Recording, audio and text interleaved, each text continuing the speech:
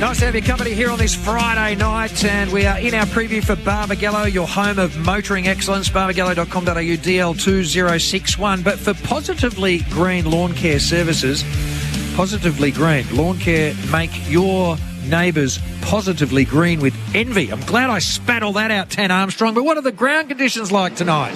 Fantastic. I just wish there was more people here. I know it's hard to get here. I nearly didn't make it myself with a crash on the freeway, but they're expecting close to 40,000 tonight. I know it's probably hard for some country people to get here on a Friday night, but Fremantle have been craving Friday night footy, and this is their big chance. But the crowd that is here, the biggest cheer of the night was when they introduced Jai Amos on the big screen, so they can't wait to see the new draft kid playing. A fantastic story has come from Bustleton, from a family that has a heap of foster kids, so would have had to get a lot of tickets during the week. But ground conditions perfect for footy. It's been sunny and hot all week.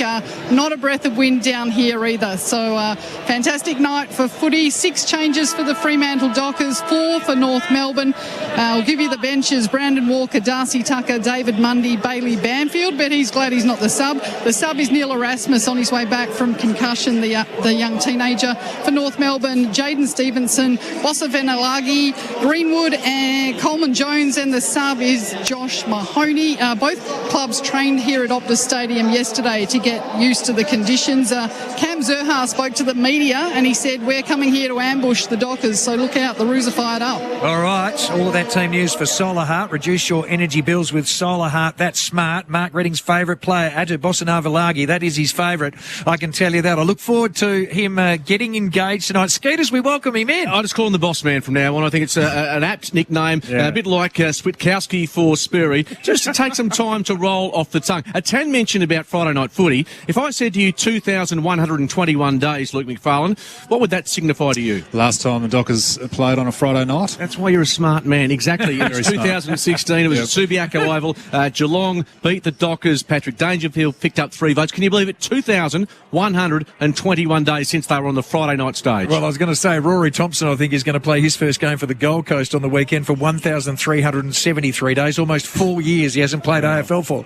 And you think it's funny, Luke? I do think it's funny. Poor bloke's been on the list, toiling away, training Sperry, and he's going to play his first game in almost 4 years. I missed a year and a half of footy with a knee. I actually quite enjoyed, once I realised that I was never coming back, I actually quite enjoyed getting around the lads and just being a really captain of morale, getting around them, slapping a few bums, telling them it's going to be all right, bit of support role. Just quickly on the crowd, they reckon 40,000. One reason might be hard to get to for country folk. The other, I spoke to a mate of mine, he comes to every game with his kids.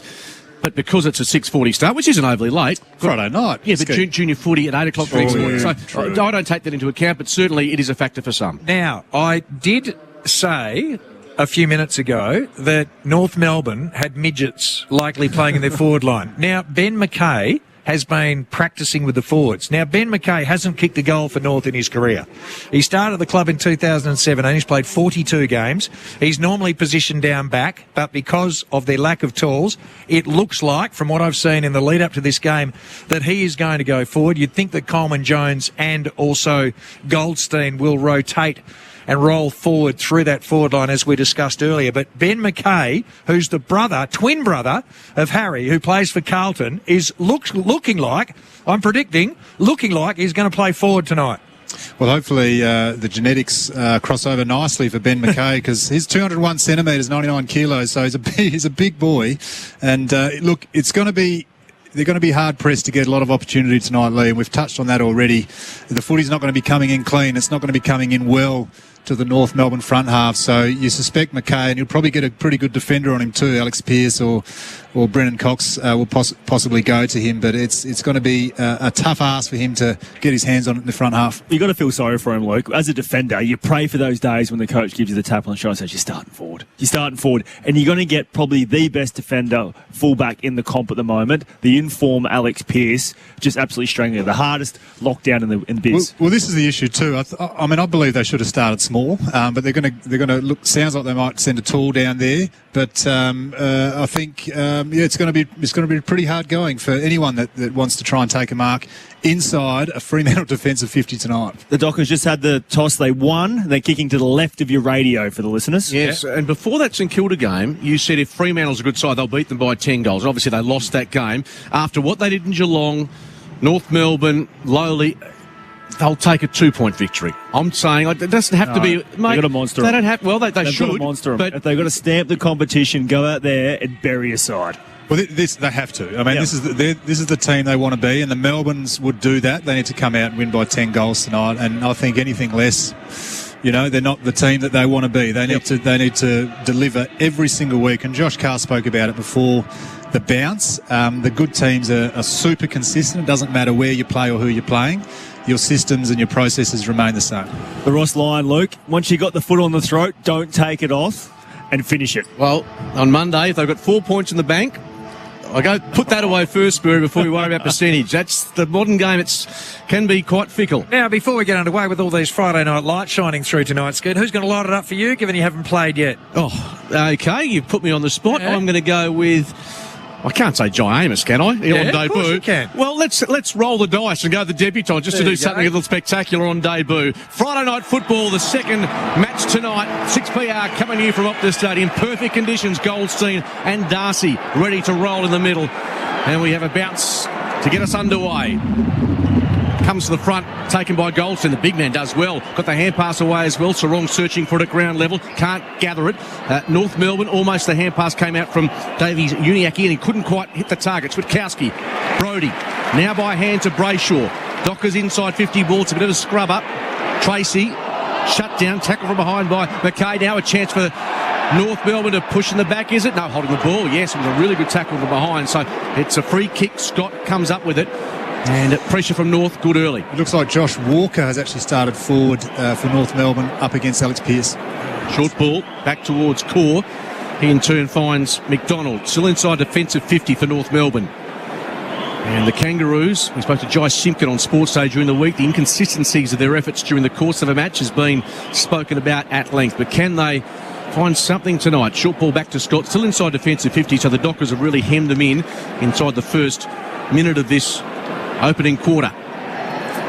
Kick down the line, not bad. McDonald has it, and the Kangaroos can try and make some ground now. So McDonald, just with a high ball, down towards the wing position, marking contest. Over the top comes Walker, the man that Luke just mentioned. It goes to his teammate Sarong. Nice hand pass from Tracy. Kick to the goal square, and it goes over the top of the big fella, Jai Amos. And it rolls to the boundary and goes out. Well, it was a good little opportunity there for Jai Amos. The kick from Sarong was just off the line, just gave him a little bit of angle to come at it, but a pretty good contest down there, and we have a throw in. Around the grounds for Camera Electronic, it's 7-4 Port Adelaide, 5-point leaders over the Western Bulldogs. They are 6-5-41, 25 minutes in. Tracy, hand pass over the shoulder, straight to Goldstein, onto the slipper, Switkowski! And what a brilliant tackle by the little man. Pumped up his tyres, said he'd light it up here on Friday night, and there he goes.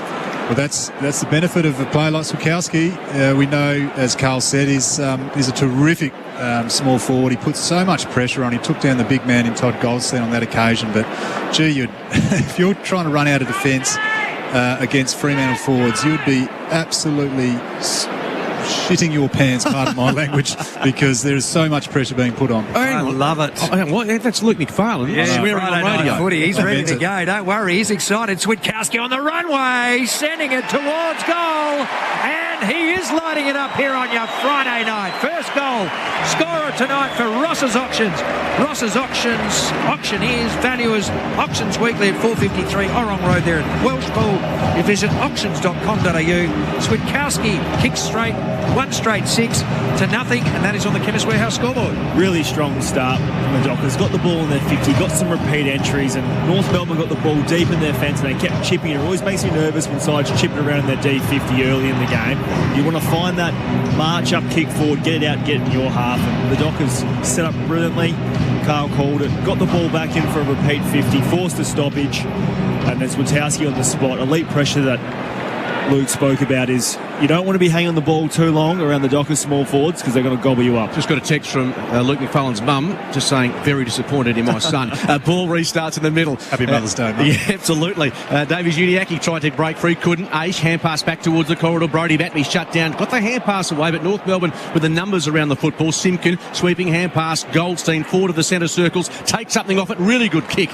And mark accepted by Walker, who has gone forward, as pointed out by Luke McFarlane. 55 out. What's his leg like? High ball. They don't have much height down there. What can they come up with? There's a mark in the pocket. Aish was camped in front, but it's going to be a shot from 35 metres out.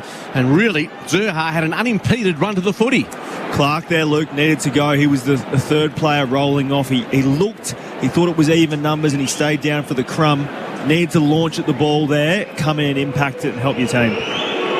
Cam Zurha, 6 goals for the season, 35 out, 45-degree angle, and he's pushed it to the left. Not by much, but it's a minor score, the first of the night for the Kangaroos. They're one behind. Fremantle have won straight 6, and that is on the first quarter scoreboard. Chemist Warehouse, great savings every day. Put him back into play and already into the hands of Chapman, back into the side. There was a bit of conjecture as to why he hadn't earned himself a Rising Star nomination this season yet. He probably could have. He's played some really good footy. Sadly missed a couple of weeks on the back of COVID. Short ball to Aish, so chipping it around the Dockers in defence. Ryan to Aish after receiving it from Chapman. Aish is still on the defensive 50, just outside, and he's going to kick one down towards the wing. Darcy's his target. Big man gets in front of Goldstein. Knocked it down. At ground level, they have to go to work, and coming through was Schultz. Gave it to Tracy. Tracy turned it over to Davies Uniacke. He gives it off to his teammate. They go through the corridor. Simpkin. We spoke to him on 6BR during the week, but Sarong, he turned it over. Back to Tracy, who's been busy early. The young fella goes long inside 50, and Amos has taken the mark, and the man that Mark Redding said would light it up here on Friday night gets his chance on debut to kick the first goal of his career. What a great contest by young Amos there. He had his defender cold, the ball was coming over the top, and he just used his body beautifully and just knocked his opponent to the ground with ease. It looked like call down there. Well, so that's a terrific start for young Amos. Let's see if he can finish off. Normally very good, Carl, but normally I hate a very, very good kick. Just do what you normally do, young man. Head over the footy, follow it through here on your Friday night. Oh, the goal umpire doesn't move. Just neck muscle, Sperry. You like that one? He just watches it sail straight over his head, and every single Dockers player has come from every different position on the field to congratulate their teammate. Oh, it was a brilliant mark. Threw him out the way, but I love the way Skeet went. And what that was for was he got the stutter step going. For the listeners, it was a bit like Josh Candy coming in. He was walking slowly. Close to the mountain mark. Broke into a stutter step, but it must be his normal routine because he kicked it brilliantly. Went dead straight. He kicked through. His ball drop was good. Stayed over it. Brilliant kick. And there's a little bit of work in the middle that helped that guy. So I want to give Heath Chapman a quick praise as well. The ball was coming through the corridor. North were away. He jockeyed, he jumped up and got a hand and knocked it down. That's what calls a turnover. So really good by Chapman, the man big for the Rising screen, Star. family, friends, they're all absolutely jubilant. He only had to wait 6 minutes to get his first goal. It's 2 straight to 1 behind. His nickname is Nev. Why? Never miss. Apparently so. And he's done the job so far with 1 kick, 1 goal. Simpson through the centre square. Hand pass ends up in the hands of Greenwood. And now North Melbourne. They've had 1 opportunity, unable to convert that. Inside 50 ball, Ryan. Good mark opposed to Zurha. Takes it and plays on immediately to Mundy in the middle. Really good kick. And the veteran can advance through the middle. Here he is again. Jai Amos takes the mark. He's up and about, folks. Short ball. Looking for and finding Henry, who's got the ball. Still inside the centre square. Now he's on the wing. Kick was okay for Walters as well. It's slick, it's sharp, and Michael has it about 45, 50 out. Called to play on. Wasn't great service for Darcy. He takes the mark. Opposed to Goldstein. It wasn't kicked really to his advantage, but a little bumping duel ensued. And talk us through that. The mark taken 30 out. Wasn't that pristine football, though? Let's just touch on the ball movement from the back half. I mean, that started with Luke Ryan, a terrific mark in the defensive 50, and then it's just gone slot, all the way down. As you look on the Harvey Norman replay, and a little bit of a bump under the ball, Goldstein on that occasion, but Darcy too tall in front, just reached up and plucked it. Couldn't lay a glove on the Dockers. They just looked like it was a training drill. That was the best passage of play I've seen this Darcy, season. 30 out, nails it. Dockers are flying early. They're 3 straight. North Melbourne 1 behind. Chemist Warehouse scoreboard, and it's all happening for the team in purple tonight. You know what was so good about that passage of play? It was the young and the old that were all engaged in it, and to finish it off the way that Darcy has was just perfect. That kick from Luke Ryan, though, that's just confidence. That mark was brilliant. He made good contact early, Luke. Kept his eye on the ball, didn't weigh a free, and then pulled back 2 steps and just rocketed a 45 kick that would have gone 40 metres. Just bullet into Dave Mundy in his own. And what happened from there, Luke? Well, that's a team that's so in sync with their zones. And Luke Ryan knows when he wins that ball, he's going to look straight into the corridor because that's the way they like to rebound the footy. And David Mundy knows that too. He's floated right in there and knew that Luke Ryan was going to pull the trigger, and then that opened up that play all the way to goal. So it was Ryan to Mundy to Amos to Henry to Darcy. That was it, and goal. From half-back to half-forward, very impressive play by Freo, and off to a fast start. 3 goals to 1 point so far in our Chemist Warehouse scoreboard. Already to half-forward, Zurha in front this time of Ryan, but it's forced out to work towards the boundary. In the end, Bosanavalagi is going to whack it onto the slipper, and brilliant mark by Cox. Strong worked his way to the front and took a good defensive mark. And plays on, kicks it back from where it came, and a teammate down there in Tracy on the wing has been able to take another mark. Darcy calls for it. The ball comes through now, but a little too late, you think, although he juggles the mark and takes it. Had a couple of kangaroos around him, head straight off to the left. Banfield the target, not quite at the spill. Amos was half a chance, but couldn't quite reel it in. And in defence, it's Core who gathers, kicks out wide. Great spoil by Tucker. Got his fist on the footy, boundary throw-in, and the Dockers, those 1%ers, up very high at the moment. Just quickly, half-time in the other game, Skeet. 7-4-46 Port Adelaide, Western Bulldogs 6-6-42 for Chemist Warehouse. Coleman Jones in the ruck, but caught behind his opponent in Darcy. Sarong off a step, hooks it around his body, inside 50, Banfield. Might have been manhandled there, no whistle. Henry goes to ground after taking the ball briefly, and the Kangaroos try to clear it out of defence. Quick ball, looking for his teammate Anderson at half-back, but he was run under the football. Turns around now, and Chapman wins it. Costa Brayshaw. Clark was set up. The hand pass not great. Anderson back in the side. Good to see him playing footy. Davies Uniacke on the up, back towards the wing. Brilliant half volley taken by Pearce, and he lost the handle. Kangaroos with a chance to advance here now. Through the middle, it's Curtis. He's got a loose man, Walker, and Cox has just lost sight of him. And so Walker has the chance from 45 out directly in front to kick the first of the night for the Kangaroos. A nice little win here on the wing for North Melbourne. What a beautiful off-the-line kick there for Walker. Just really put the defence on the back foot on that occasion. And Cox, good 5 metres off his opponent on that occasion. Josh Walker loads up, and that ball just drifts in flight. A second behind for the Kangaroos. They trail by 16 points on the Chemist Warehouse scoreboard. He started reasonably well, Josh Walker. He's moving well.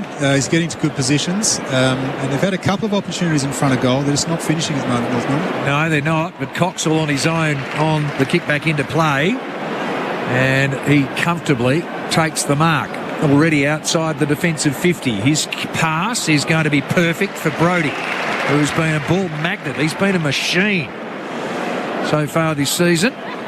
Kicks inboard, and Geordie Clark still half-back, left half-back Freo. Just happy to bide their time, trying to use the football. A long ball, though. This is a 50-50. Up in front was McKay. Now Horn-Francis drags it in, probably taken high. Initially Horn-Francis, but no, the umpire says it'll be mine. So he tosses it up. And half forward for North Melbourne. Their left half forward flank. Down it comes. Here's O'Driscoll, and he off the side of the boot. Good tackle by Bosanavalagi. Sees it spray out of bounds on the full. It was a good tackle. O'Driscoll sold some candy, wanted that left foot, and good chase by the boss man. Actually, it was Taron Thomas who laid the tackle, by the way. Horn-Francis takes the mark in advance of O'Driscoll. Spoke to Hardy Miller pre-game, and the AFLW team, Freo's favourite player, of course, on the men's side is this bloke, Nathan O'Driscoll, who stands the mark with, of course, his sister running around for Freo. So it's a great family connection as the ball up to the wing, off hands, almost taken cleanly by Thomas. Couldn't quite clear the arms. Brayshaw, a bump. Now it's Stevenson, who's surrounded by Dockers. Umpire Williamson comes in to ball it up, and he was named last weekend in the team of the decade for the umpires, WA umpires, as an emergency. So a credit to him as the kick by Tarrant Thomas is squeezed off the outside of his boot. Michael Walters wants to deliver it. It's going to be a boundary throw in 50 out from North's goal. Well, Coleman Jones and Goldstein just swapping a little bit duties from ruck to forward. Goldstein playing a little bit forward there, now back into the ruck. We've had a couple of looks at it. There's a push out. Goldstein's been penalised. Umpire in really good position there, and Darcy will be the recipient of the free kick at left half back. I think Lee Spur might have mentioned about the concerns about North kicking the score. Well, that's already been a factor as this kick heads towards half forward. Out the back, got past Core. Now Walters wants his left side, instead uses the hand to Brodie. Left foot, awkward kick. Might work out okay though. The mark's taken about, 50 out, and Jai Amos has it again. And I can tell you, he is not without a chance from long range. As we said, he's got a beautiful leg. Yeah, he's got a beautiful leg, and we're sitting right behind it here in the 6PR commentary box. Gee, he's had a good start, hasn't he? A couple of touches, he's kicked a goal. He'd be thinking, how easy is this AFL caper? He's quite a tall guy, 196 centimetres, only 83 kilos, Lee, so he's going to have to do a bit of work in the gym, you'd think. Oh, yeah, certainly will. Pick 8, though. Lots to like about him. This is a tough kick, though, from the 50. Little stutter again. This is swinging back to the right. It's always missing, but the distance again, probably just shy anyway. Goldstein thumps it through for a behind. 3-1-19 plays 2 behinds. Chemist Warehouse School, but we've gone 14 and a half minutes in the first. Sorry, North Melbourne, you can see that they're just playing a real one-on-one brand of football in their defence, and the Fremantle forwards just moving them around as they please. Half-time for Camera Electronic. Port Adelaide lead the Western Bulldogs by 4 points. 7-4 to 6-6. The applause are for Chapman. It took a mark after the footy was kicked long by North Melbourne. So at half-forward, he centres the ball to the corridor to teammate Aish. So Fremantle just trying to switch it across the field, and they will do it through the hands of Young. And now across to Ryan, who's at right half-forward. He goes a short pass to his teammate in Tucker. And Darcy Tucker looking long, looking like he wants to put it to the top of the goal square. He goes in shorter than that, and dropping into the hole is Zurha. And he takes a defensive mark in an area that he's normally not that familiar. And he had a shot. In fact, North Melbourne could easily have 2 goals. I mean, the 2 shots they've had haven't been that difficult. Fremantle making the most of their opportunities so far. 19 playing 2 on our Chemist Warehouse scoreboard. Tanya Armstrong, any news from downstairs? Just an air of excitement every time Amos goes near the ball. I was in the lift with his family. They said he looked nervous down in the rooms, but he's not looking nervous out in the middle. All right, well, I can tell you what, it's a perfect night. We've got a light northeasterly. It's going to pick up throughout the course of the night for Positively Green Lawn Care Services. Our ground conditions tonight, and the actual oval is in pristine nick. There's not a blade of grass out of place. Boundary throw in near the interchange gates. Goldstein couldn't quite find a target. It was knocked down to the front. No real winner in that passage of play. The ball up with Horns Francis, and Walters getting to their feet. Ball thrown up again. Cox in the ruck. Goldstein wins it down. Tarrant Thomas couldn't quite get the hand pass away. North player might have been held. And is that a smother? Yes, really good one conducted by Young, and means that Davies Uniac couldn't advance the ball for North Melbourne. Another boundary throw in. Really good effort there by Hayden Young. Sprinting across, lunging. Good signs for a young player putting the ball in the line. Applause for Jai Amos coming off for his first rest of the quarter. Goldstein thumps it clear. Thomas the target. Sarong with him. Might have been held without the footy. Thomas. Sarong wins it. Interesting hand pass for O'Driscoll. And turned to Mundy by hand, but he's run out of room. And taken over the boundary. Don't think there was much in that, despite the oohs and ahs. Perez over the line, but entitled to complete the tackle. Well, yeah, he wasn't quite in there, boys. But I like how Sarong and O'Driscoll come straight in and start to just show a bit of muscle for the old boy. No, lucky Glenn Jakovic isn't here, because he wouldn't have been happy with that as Thomas from the clearance. Couldn't quite get boot to ball. Hand pass by Walters, shut down by Davies Uniac. Had prior opportunity there. Still got left foot to ball.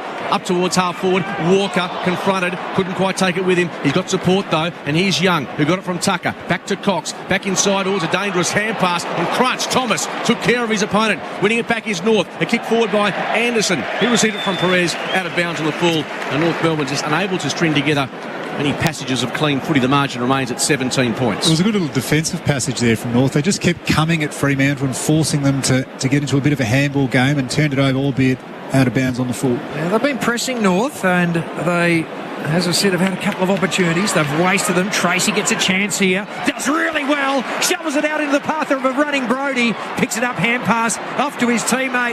Back it goes. Is that O'Driscoll or Switkowski? Switkowski it was. Got run down. Good turn in the pocket by Banfield. Steadies and kicks a ripper. An absolute ripper for Toyota Material Handling. There is your goal of the night in the first quarter. 4-1, 25 to 2 points.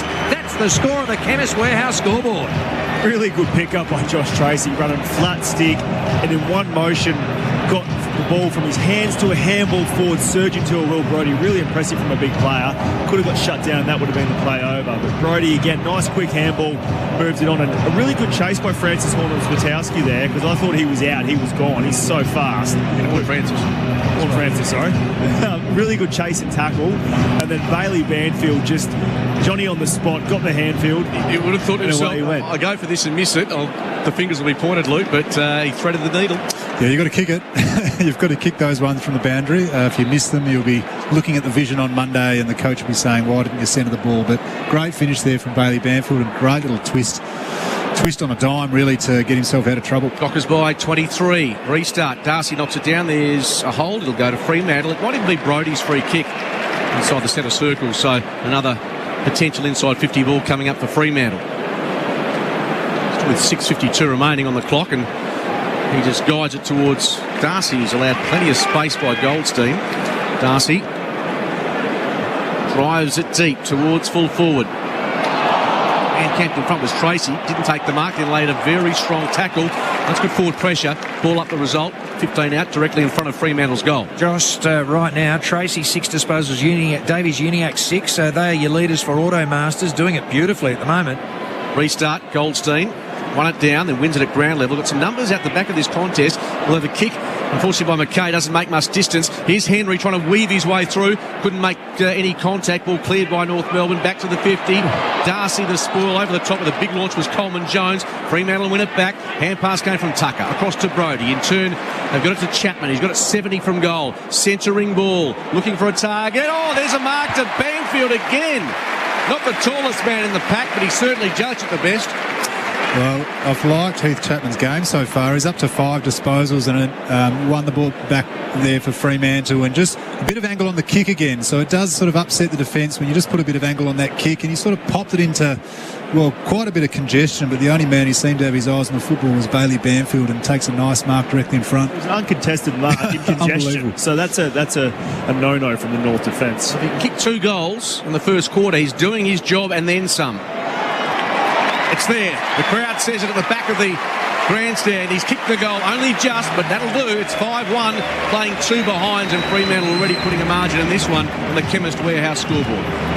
Really timely talking about marks, because the Dockers have got 7 contested marks to 0 against North, and it's been the bigs. It's been Darcy, it's been Tracy, it's been Amos at times taking contested marks, and whenever it's going to a contest, the Dockers are winning those one-on-ones, because around the ground it's fairly even, and the scoreboard probably is more in favour of the Dockers. It's 62 disposals to 50, so they're getting their hands on the ball more, but the Dockers are absolutely winning the one-on-ones, and they're making the most of their entries. 9 entries to 4. So double, but they're 5 goals to 1 versus 0. So North not making the most opportunities. The Dockers, they're looking good when they've got the ball in their hands. They sure are, and it has been a very fast start by Freo. Still 5:29 to go in the first quarter, so this game is looking ugly already from a North Melbourne perspective as it gets knocked out towards the wing position. Look at Brodie, charges at the foot, he dishes it off to Clark, who got well held up by Greenwood. Ball is jarred free, picked up by North Melbourne's Anderson, but it might be coming back to Greenwood, or is it going the other way? Wow, dump tackle, was it? Dangerous tackle was the ruling from the umpire's whistle. Greenwood just smiling. He's not being demonstrative in any way, shape or form. He couldn't believe it. So Clark is the recipient of the free kick. He kicks long to half forward to Tracy, who's been a man on fire in this quarter. McKay knocks it to the boundary. So far, Brodie's got 7 disposals, now jumps to the top of the tree.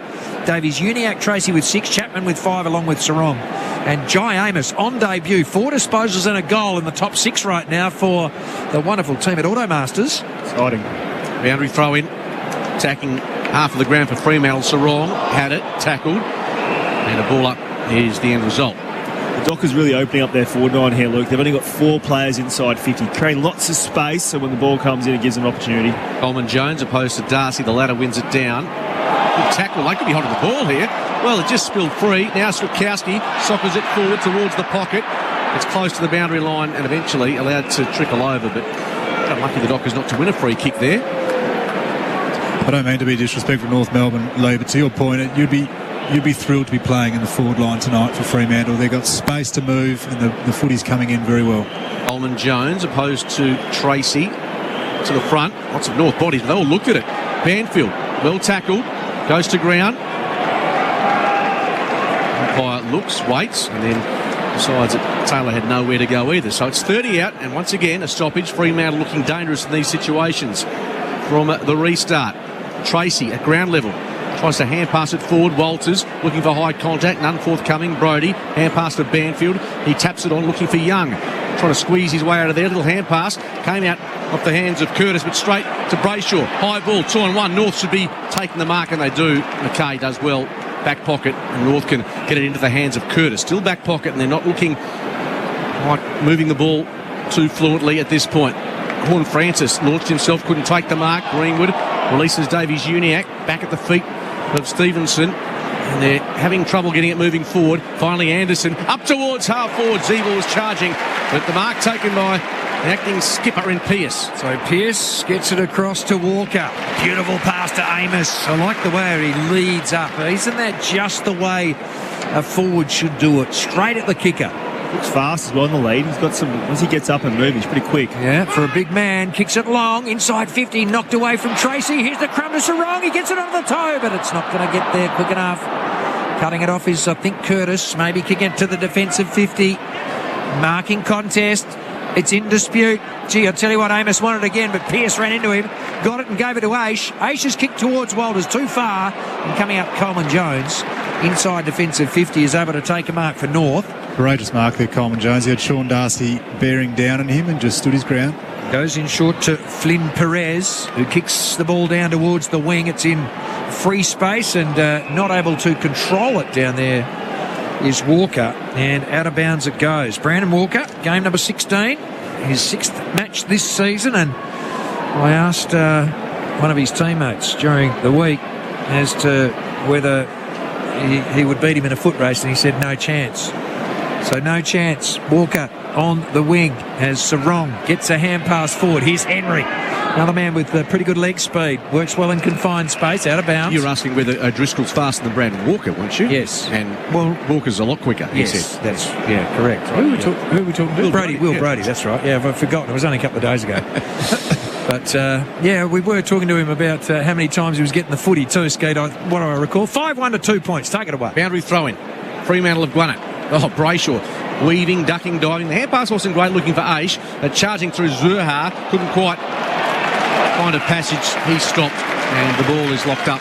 Umpire Williamson calls for it. Two similar players, Luke Ryan and Zurha, both really strong attack on the ball. Two big bulls going out. Good to see. Ball thrown up. Darcy charging through Perez. Couldn't take it with him, and Goldstein near the boundary line sees it over. Underway, Port Adelaide and the Western Bulldogs, a goal each in the third quarter. 5 minutes in, 8-4-52. Port Adelaide 4-point leaders over the Western Bulldogs, 7-6-48 for Camera Electronic. 2:22 left remaining in this quarter. Goldstein in front, boundary throw in. Darcy over the top. Brayshaw trying to lay a tackle on Simpkin. Ends up with Mundy. Makes some distance towards the 50. Good mark taken. Young judged it really well. And the Kangaroos, their back half, seeing a lot of the football. Taron Thomas now takes the mark. Closer to right half back than the wing.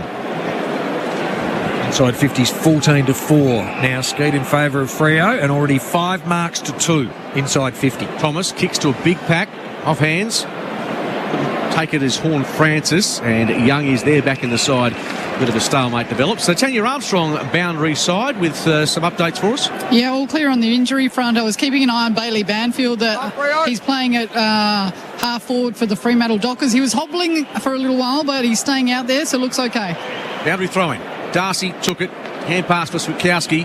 That ball, tug of war. They're going nowhere. Perez's kick was partially smothered. Now it comes to Sarong, and he is wrapped up in a tackle. We're starting to get on top in the clearances. Fremantle 2, 12-6, so really commanding in there. Darcy slaps it forward. Taken by Horn Francis. Good kick down the line. Great defensive work by Luke Ryan. Was it kept in play by Mundy? No, it wasn't. Boundary throw in. About 60 out from North Skull, and 80 seconds or thereabouts to hit the scoreboard with a goal, that is, in this first quarter. North just need a bit of leadership here. They're getting walked up, all their defenders in the contest, so they've only got a four-man forward line. Just need a +1, a winger to drop back or something and stop this quick play. So away they come. Clearance King. We were talking about him prior to the game. Mundy, another one to half forward. Dropped it in short of Banfield, who's kicked a couple. He goes to his teammate here, running to the flank, and that is Tracy. And he's been very influential, this young fella. He's done a lot of really good work high up the ground.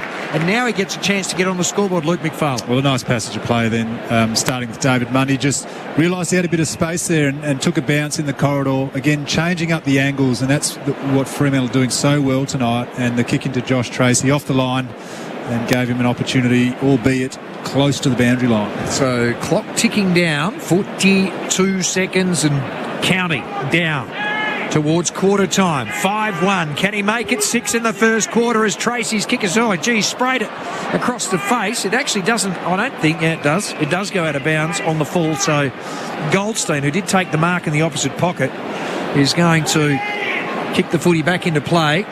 Clock ticks down to 28 seconds as Goldstein now just kicks it long outside the defensive 50. Is it going to come back? Taron Thomas dishes off to Davies Uniacke, out to Anderson, across to Boston Avalagi. He had to get it away quickly, got it to Turner. He immediately runs into Mundy, who lays a really strong tackle, and with 13 seconds on the clock, the footy is held up just outside 50 for Freo. Can they get another goal here? It's thrown up by the ump. Knocked down by Darcy, but straight to Perez and then off to Thomas. And that will be the siren, I reckon, as down to 6 seconds. Running hard Pearce, off to Young. He goes back to the corridor and he's turned it over to North Melbourne, but the siren sounds before they can go into attack. And it is quarter time. And on the Chemist Warehouse scoreboard, 5-1, 31 Freo. Impressive start. North Melbourne are 2 points. And the first goal scorer for Ross's Auctions in this game is Sammy Switkowski. You got the first goal in the game. Hope you're enjoying it here on your Friday night for Kitchen Capital. This is 882 6PR Football. Next Sunday from 11, the Dockers head to the Gold Coast to take on the Suns at Metricon Stadium. Join Brad Hardy, Shane McGuinness and David Schwartz for Perth's best coverage live. Because 6PR is football. Now, when you're hard at work outdoors, in the mud or the dust, you need to know that your work clothes are going to last. Why waste your hard-earned cash on work clothes that just don't cut it? Now, there's nowhere better to get your work gear than Work Clobber. Their clothing can take anything that you can dish out. Work Clobber understands the needs of mining, construction and industry, OH&S requirements and our state's unique working conditions. And whether you're on site, running the show or working in the office, Work Clobber supplies a range of workwear and PPE suitable for your job. With 8 stores, they are located conveniently near you. Morley, Balcatta, Cannington, O'Connor, Canning Vale, Midland, Kelmscott and Joondalup, or visit workclobber.com.au. Need a Mother's Day gift in a jiff? Get free fast delivery on big brand fragrances from Chemist Warehouse. There's Narciso Rodriguez for her 100ml, $79.99. Paco Rabanne Lady Million 80ml, $99.99. Victor and Rolf Flower Bomb 50ml, $129.99. And Dior J'adore 100ml, $189.99. Spend $30 or more on fragrances to get free fast delivery within 3 hours. Offer ends 3 p.m. local time, 8th of May. Chemist Warehouse. Great savings every day. With tax time approaching, it's time to take advantage of the federal government's instant asset write-off. It's also a great time to speak to Toyota about a new forklift for your business. Check out their huge range of quality Toyota forklifts, pallet jacks, walkie stackers, reach forklifts, and more. With legendary reliability and safety, plus cleaner, greener electric options. It's all part of the Toyota Forklift Advantage. For more, visit toyotamaterialhandling.com.au. Get a Toyota forklift. Terms and conditions apply. Hi, I'm Saul Frank. And I'm his brother Howard. We're a couple of big kids. And we like to share our toys. Come see us at Wanderlust by Camera Electronic. Where we have Perth's biggest range of outdoor lifestyle tech. State-of-the-art gear.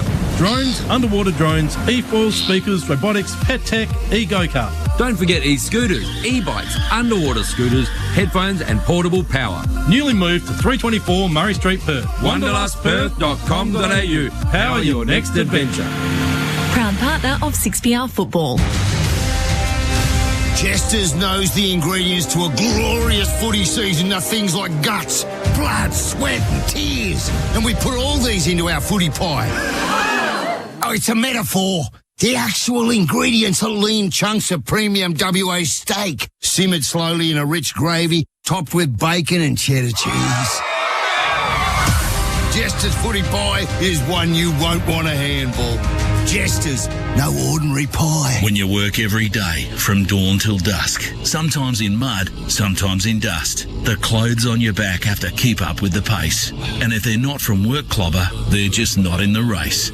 So when there's work to be done, Work Clobber can take anything you dish out. There's nowhere better to get your work gear than Work Clobber's 8 trade stores. They're everywhere. Balcatta, Cannington, Kelmscott, Midland, Morley, O'Connor, Canning Vale and Joondalup. Or check out workclobber.com.au. G'day Perth, it's Carl. And Ali from Today on 9. We'd like to say thank you, Mandra. Thanks, Joondalup. And thanks to Armidale. A big thank you to everyone right across Perth for waking up with Today. The 2022 Toyota AFL Premiership season is brought to you by Kitchen Capital. Designed and built in 4 weeks. kitchencapital.com.au. 6PR is football. The young fella goes long inside 50 and Amos has taken the mark, and the man that Mark Redding said would light it up here on Friday night gets his chance on debut to kick the first goal of his career. Just do what you normally do, young man. Head over the footy, follow it through here on your Friday night. Oh, the goal umpire doesn't move. Just neck muscles, Spurry. You like that one? He just watches it sail straight over his head, and every single Dockers player has come from every different position on the field to congratulate their teammate. Yeah, it was a lovely goal by Jai Amos on debut. Banfield has 2, Amos has 1, Darcy has 1 and Switkowski has 1. North Melbourne are yet to score a goal. Here's Lee Spur and Luke McFarlane with their thoughts to quarter time. We'll start with the stats thanks to Automasters. From the Dockers, leading possession getters, Will Brodie 9, continuing another strong year. Sarong 8, Tracy 8, on fire up forward, big work rate, 2 tackles and 2 marks. Brayshaw 7 and Amos 5 and a goal. For North Melbourne, Davies 9, Thomas 7, Goldstein 6 and Anderson 5. Around the grounds, Dockers getting on top now in disposals, 92-76. Contested possessions pretty even. Uncontested where they're getting them though, 52-39 on the outside. Dockers marking the ball much more, 28-19. Contested 7-3, big differential there. Marks inside 50, 6-2, getting a hold. Inside 50s, 15-4, really dominating there, getting strong ground position and accuracy, 83%. Yeah, well, Fremantle, really strong start, and it's what we expected. But again, with North Melbourne, you just don't like to see, particularly in their front, in their back half, just the way they're getting marched around by the Fremantle forwards. They're being dictated to, they're being moved, and so that Fremantle can create the space that they want. So when they have the entries, they've got all kinds of space to move into. And young Jai Amos comes into the side, and he's thinking, how good is AFL football? I've got all this space. The footy's coming in 14 times in the first quarter. Fremantle have started absolutely on fire here, and they're also winning it at the source, so dominating the clearances early in this game also. So it's really hard to see North Melbourne kicking a score from here, but they're going to have to find something this quarter. We'll check in with Tanya Armstrong in just a moment. 29 points the margin. Fremantle lead. Second quarter underway on 6PR football for Kitchen Capital. Darcy timed his run at the footy better. Slaps it clear. Thomas ducked to tackle and got away from Switkowski. Sends a floater up towards half forward, and Jordan Clark takes the mark almost at the point of the square. So many good marks back there in that Fremantle defence. Jordan Clark, Brennan Cox, Alex Pearce. Short ball, and it was marked by Brayshaw. Hook him in the stomach. Penalty. Anderson. And while that's all happening, a bit of push and shove, nothing more than that I would have thought. Tanya Armstrong, boundary side. Yeah, he might have some sore ribs there, mightn't he, Brayshaw? So copped one from Anderson after he took that marker. Bailey Banfield starting on the bench for the Fremantle Dockers. He came off and he pointed to his right foot, right ankle. and they've taken the boot off to have a look at that. He was hobbling for a couple of minutes in that opening term. I think the umpire just told him he's been reported too, Skeet. Here's Brayshaw, 60 out, drives a deep ball. Hand by McKay on the football. Austin Valagi can't take it cleanly out the back. Fremantle trying to keep it alive, not to be. Walters is there. So to Amos, but it will be a throw-in. So the ball has been living inside the attacking 50 area as Anderson goes in the book, you believe? Yeah, I think so. I think the umpire came in and told him and been reported, yeah. Restart. Curtis. Great smother by Mundy. O'Driscoll. He loves this side of the ground. Left foot had nothing on it. Clean ball's about 3. The kick by Schultz. Smothered. Walters. Henry. Another goal sneak. He's missed to the right. He needs to take those chances. All that was a difficult one. Off balance under pressure. It's 5-2-32. Playing 2 behinds on the Kitchen Capital scoreboard second quarter. Impressive handball from Michael Wallace. He did like a blind turn 360 spin and handballed it whilst doing it. So ball back downfield. So Anderson, of course, playing his first game, Jed Anderson, for the season for North Melbourne. To work his way back after a delayed start as Zeeble, who's been quiet, has probably left the forward line given how much it hasn't been down there. Chapman, though, working in defence for Freo. Off to Darcy. Darcy's kick off balance. Wasn't great. Under pressure. Perez driven into the turf by Henry. And a free kick going against. Not surprising. Carried his opponent forward. So Flynn Perez in game number 8. One of the young players, new evolving players in this North Melbourne lineup as he kicks the footy long to the goal square. North need a mark and Zaha has taken a screamer. When they're going to get a goal, they're going to have to do something spectacular like that, Luke. Wow, they just have to do that 10 more times, Lee. That was an extraordinary leap there. That's mark of the year contender there from Zerha. Just came off the back of the pack on Goldstein's head. He's not a small man. And he gets the opportunity to kick North's first on this occasion. But that was, we'll have to have a look at the Harvey Norman replay of that one. That was an extraordinary leap and sat up there for what seemed like a while. So Zerha then played on kick the goal. Then the umpire said, no, I haven't finished setting the mark. You've got to go back behind the mark. So he went back behind the mark and then he snapped it again and now he's kicked the goal and now it's been awarded. And that's North Melbourne's first goal of the night. 5-2-32 to 1-2-8. All of that on our second quarter scoreboard for Kitchen Capital. Just quickly downstairs, Tan Armstrong. Still keeping an eye on Bailey Banfield, having that right foot looked at, and the Doc's running to the goals square at the moment. Not sure if he's worried about Goldstein's head where he got sat on, but he's talking to someone up forward. Well, is that going to be the mark of the round? It was a beauty. It was a huge mark, and Alex Pearce was on him, and he's probably thinking, Zerha, small forward, I don't need to pay a lot of attention to him, Luke. And he just got a free run and launched at it and said, here's the high jump bag, saddle up, giddy up, here we go. And this is the thing, at AFL level, you let a player fly for the ball like that, there are every chance to bring it down, but albeit that was an extraordinary leap. 5-2 plays 1-2 back to a 4-goal game. Can North Melbourne create something? They win a clearance. Greenwood to Thomas by hand, kicks it wide. Haven't seen much of Zeeble thus far, and Zerha a fumble on this occasion. Yeah, Zeeble's the guy that is a bit of a barometer for North, and if he can try and create, then North might just find themselves knocking on the door in this contest. At the moment, the lead is 4 goals. Luke Ryan and a bit of strife just coming to the boundary line. Yeah, we'll get Tanya to check on that. He's not looking good, and early indications are he might be out for the rest of the night. That's an early call, but we'll wait and find out. From the restart, Simkin jars a kick. Here's the man, Zeeble, taken high. No whistle on the play. They get it into the hands of Davies Uniacke. He's stripped to the footy. Young in the grasp, looking for Walters, acrobatically but unsuccessfully trying to get hold of the football. So too's Anderson. Sarong wraps him up. It's a hard football to be won. Finally, it's Zeeble across to Thomas. Inside 50, bouncing ball. Zerha couldn't take it. Pearce, a little fumble. Cox there to help out. Ace's kick had nothing on it. Ricocheted off the boot of Anderson. And now Ace lays a tackle. Is it legal? Is it holding the ball? No, it's a ball up. Good contest. 45 out, North Melbourne end of the ground. I've liked North's, just in that last minute, that real intent and ferocity and pressure on the ball to keep the ball locked in their front half. Darcy wins it down to the advantage of Clark. Just clears the area. Tracy did well, got rid of his man McKay too easily and took the chest mark and just holds things up because he has nothing long to go to. He played it pretty smart, went in ball with a 15-metre kick to Brayshaw. Yeah, he looked up and there was actually a 2-on-1 with Jai Amos, so he just had to hover and wait for the cavalry to come from behind. Brayshaw runs away from the man on the mark and then kicks down the line. Lots of kangaroos up. McKay couldn't quite. Tracy creates a contest. McDonald had his hands on it momentarily. He gets it back. He's trying to break free. Sarong has him the contest continues. The ball up is the result. 60 out. It's a 5-2 scoreline for Fremantle. North Melbourne 1-2-8 on the Kitchen Capital score. Port Adelaide kicking away, 10-8-68 to 7-7-49 late in the third quarter. So that game in their control at home right now as a footy gets kicked here back to the wing, but it's going to be Fremantle gaining control as it goes out on the full in the interchange area.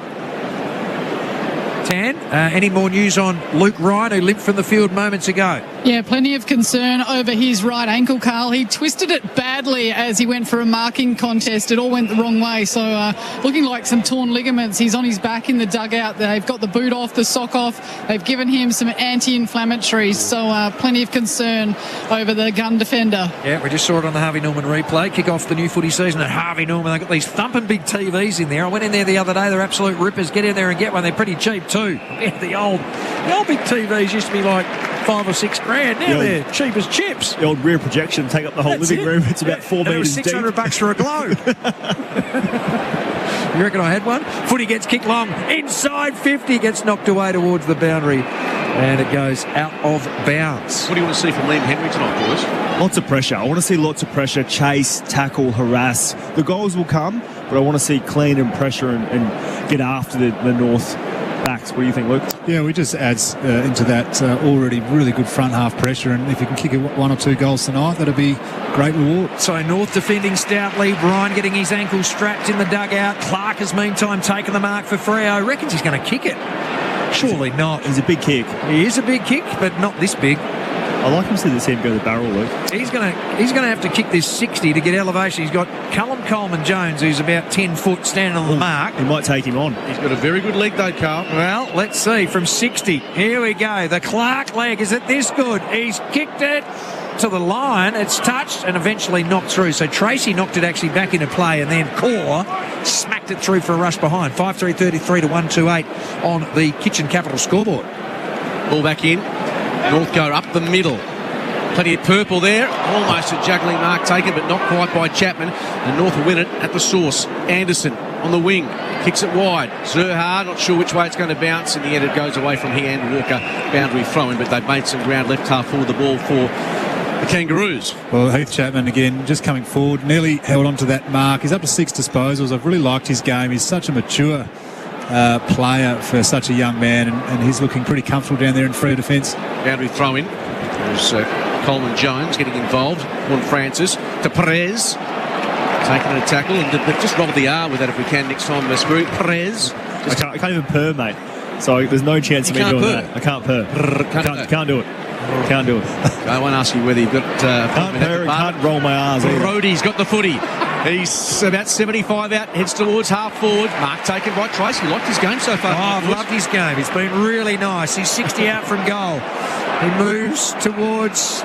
He looks like he's going to just chip it in. He does. And, coming at it hard was Amos. And in the end, there was a little bit of a collision down there. And I think Banfield has given away a free kick somehow. Luke Ryan, though, Tant, looks like he's trying to come back on the field. I don't know if he's trying to convince himself or the trainers, but he's got the right ankle strapped. He's jumping on one leg. He's done some run-throughs, tried to change direction, but plenty of discussion. He's confident he can get back out there, I think. So Freo turn it over. Half-forward flank, Brayshaw, Brody. Now to Tucker on the trusty left. Oh, no, he shanked it short.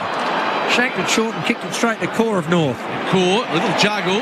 The kick, no, it was okay in the end, and North Melbourne can break. Bosanuvalagi.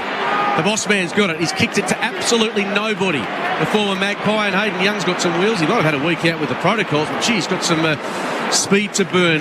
By hand to Clark, in turn to Chapman. Good ball out wide, is it? Tucker flew, but Taron Thomas, he's got some tricks of his own. Straightens up, kicks out of bounds on the full. Too wide for Zerha. It was a good contest there by Taron Thomas to affect the spoil on that occasion. Just didn't execute the kick. Kicking board from Chapman to Darcy. Called to play on. It's an adventurous kick up the middle. Now Banfield will have to be good here. Sets himself at the back. North will gather it through Turner. Hand pass. All gathered by Scott at his feet. Hand pass back to the middle wasn't so good. And will be a ball up. Pressure came from everywhere with the likes of Banfield and co. Ensuring that ball doesn't get out. Well, it's really popped since that Zerha mark. Their intensity's lifted around the ball. The pressure on the ball carrier has been good. Darcy won it, but Simkin with a quick kick inside 50. Zerha. Mark has Has to be. It is. 50 out now.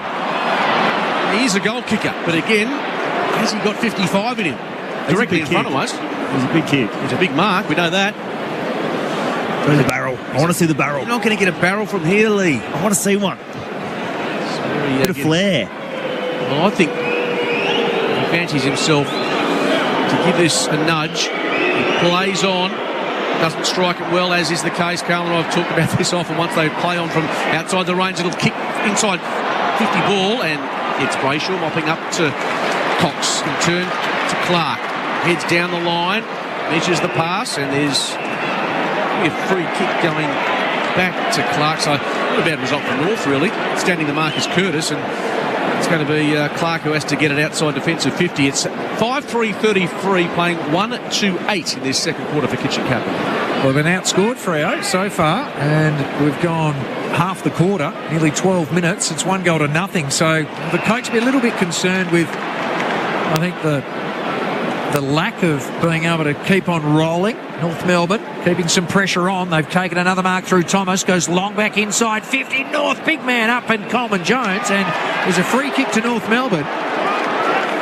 Now, is it Callum Coleman Jones or is it going to be Zeeble? I'm not exactly sure. It is going to be Coleman Jones, so he's going to get the free kick, and we'll see for Harvey Norman who gave that away, Luke.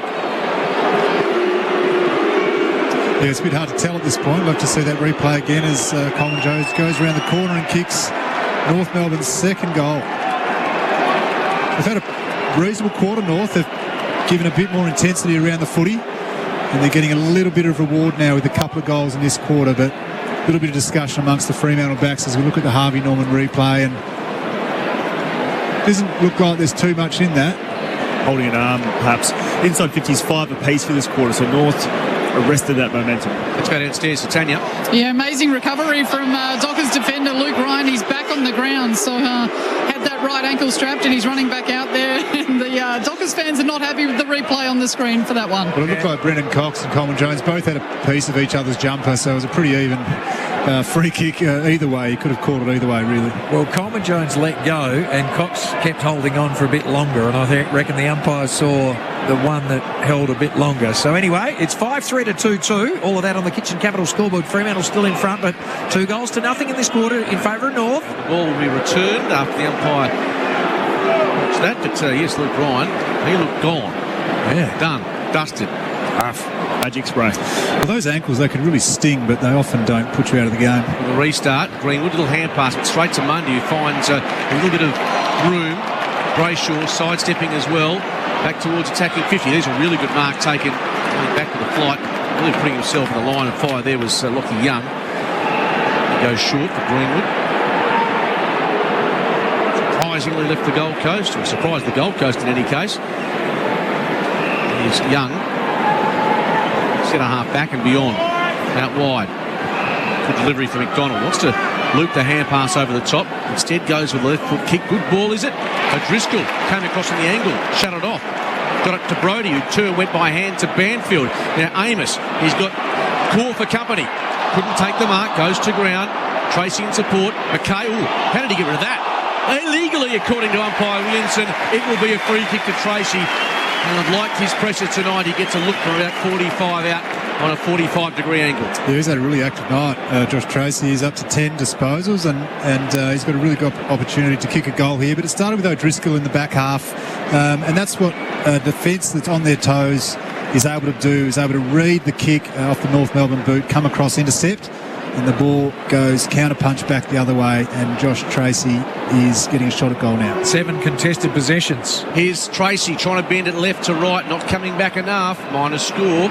And so the lead is there for Fremantle, but not comfortable by any means for Justin Longmuir. 5-4-34. They're 20 points in advance of North Melbourne Kitchen Capitals. Getting his hands dirty. 30-point lead it is to Port Adelaide now. 12-8-80 to the Western Bulldogs. 7-8-50 as footy is back in play. North Melbourne getting it as far away from their goals as possible. Can they work it the length of the field and score Sarong towards the boundary? Zeeble, gee, I tell you what, he smacked a Docker hard there in Chapman. He's given the free kick away, Carl. Just put the elbow up into the face of Chapman, and there's a little bit of remonstration going on there from the Fremantle players. So, of course, Chapman and Young missed 2 weeks due to COVID protocols. So this is the first game back for Heath Chapman for a fortnight. And he and Young, who's giving him a nice little lead now, are moving well, which is what Fremantle supporters would be happy about as the long ball goes to the attacking 50. At ground level, Brodie came in, he took out Greenwood, and Greenwood should get a free kick.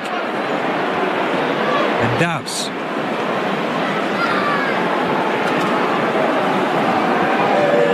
So Greenwood looked right, then eventually came back on the left, goes towards Simpkin. Sarong knocked the ball down, grabbing it off the pack and taking it to the boundary was Curtis Taylor. And now a little bit more push and shove in the interchange area.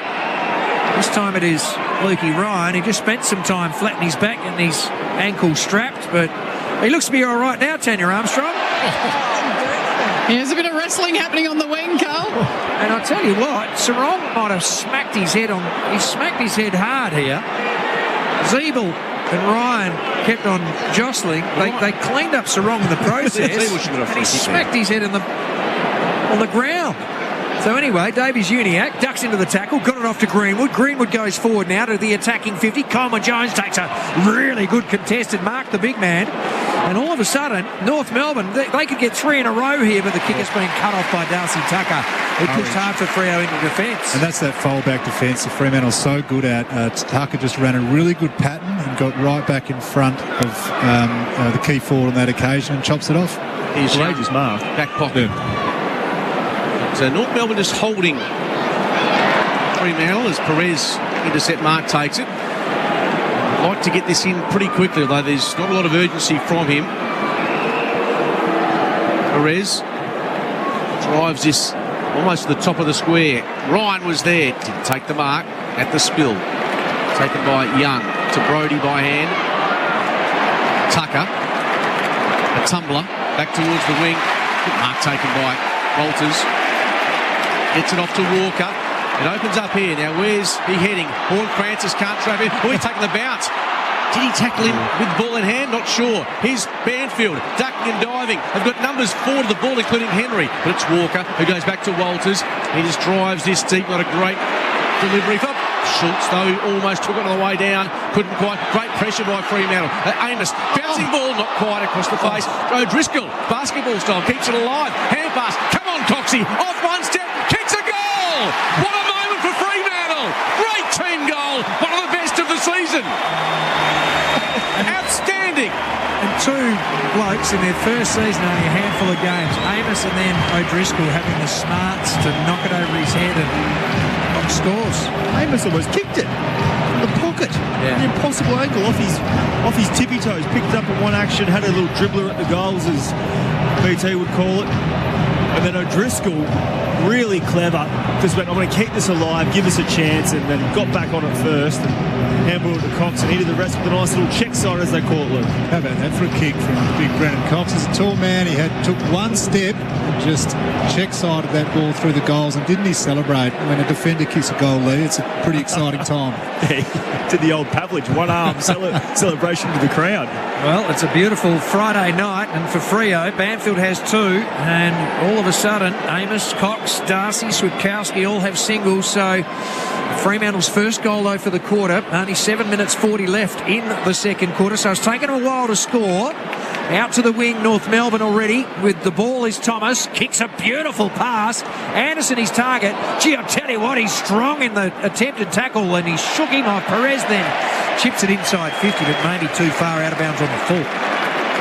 Look at Lukey Ryan there. He looks a bit ginger, still running around on that ankle. So doesn't have that same turn of speed.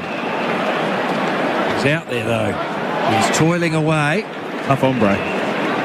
So Neil Rasmus, who is back after a bout of concussion, is the sub tonight, as Tan Armstrong told us in the team news for Solarheart. Reduce your energy bills with Solarheart. That's smart. As Fremantle, Aish, through the hands of a few teammates. Chapman, and now across to Pearce. He's on the wing. Oh, gee, got around Goldstein. Goes back to Aish. Aish just forward of the wing. His ball's going inside 50. Goes to Red. Was there a hold? Walters wanted a hold, but it's not coming. It's spoiled away by North's defence. and it's out of bounds. The big Todd just lost his footing there when Alex Pearce stepped around him. It's a little bit dewier, you'd imagine, on the grass, but Alex Pearce did that far too easily and opened up the angle for Fremantle. An issue for a kangaroo down there, Tan? Yeah, Lockie Young, he's getting that right ankle re-strapped. They don't look too concerned about it. He already had it strapped when he took the boot off. Okay, as most players should have their ankle strapped. I don't know how many of them do these days, but it was something that was commonplace back in my time as the footy gets kicked down towards the wing, and Walker, who's got the pace, and he uses that pace. Can he deliver with the kick? It's wide of the mark for Amos, and McKay tracks the footy and tracks its angle, and on that angle with his speed he was able to just run it over the boundary.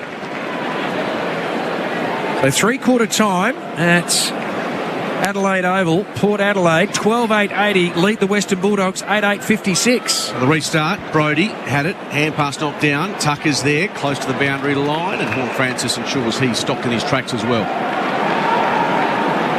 The +7 in contested ball now with North Melbourne, so they've certainly come to fight a bit more in this second quarter. Thomas with the full 360. He was looking for the boundary line and he found it. The umpire happy for him to be taken over by Liam Henry. 26 points that margin. 6 to go. Second quarter for Kitchen Capital. Great to have your company on Friday Night Footy on 6PR. Darcy in front. Taken by Horne-Francis. Inside the centre square. Stevenson was there. Aish flew. Landed with Stevenson, who dished off the hand pass, and now up to the wing. Can the Kangaroos create something here? Banfield lays the tackle on McDonald. Osanuvalagi slung but got the hand pass away okay. McDonald, the kick, centering towards attacking 50, looking for his teammate in Curtis. He couldn't take it. Now Zurhaar lays a really strong tackle on Aish. The hand pass is a deliberate. The umpires look at each other and they say, yes, it is. Free kick will go to Zeeble, I suspect. Anderson throws it back to the skipper. And it's going to be 55 out from goal. Too far for Jack, but what's ahead? Goldstein, top of the square. Trying to get a run at it. Big fist came from Cox, did really well because he fisted it defensively through for a rush behind. It's 2-3-15 the Kangaroos. Fremantle is 6-4-40, the margin 25.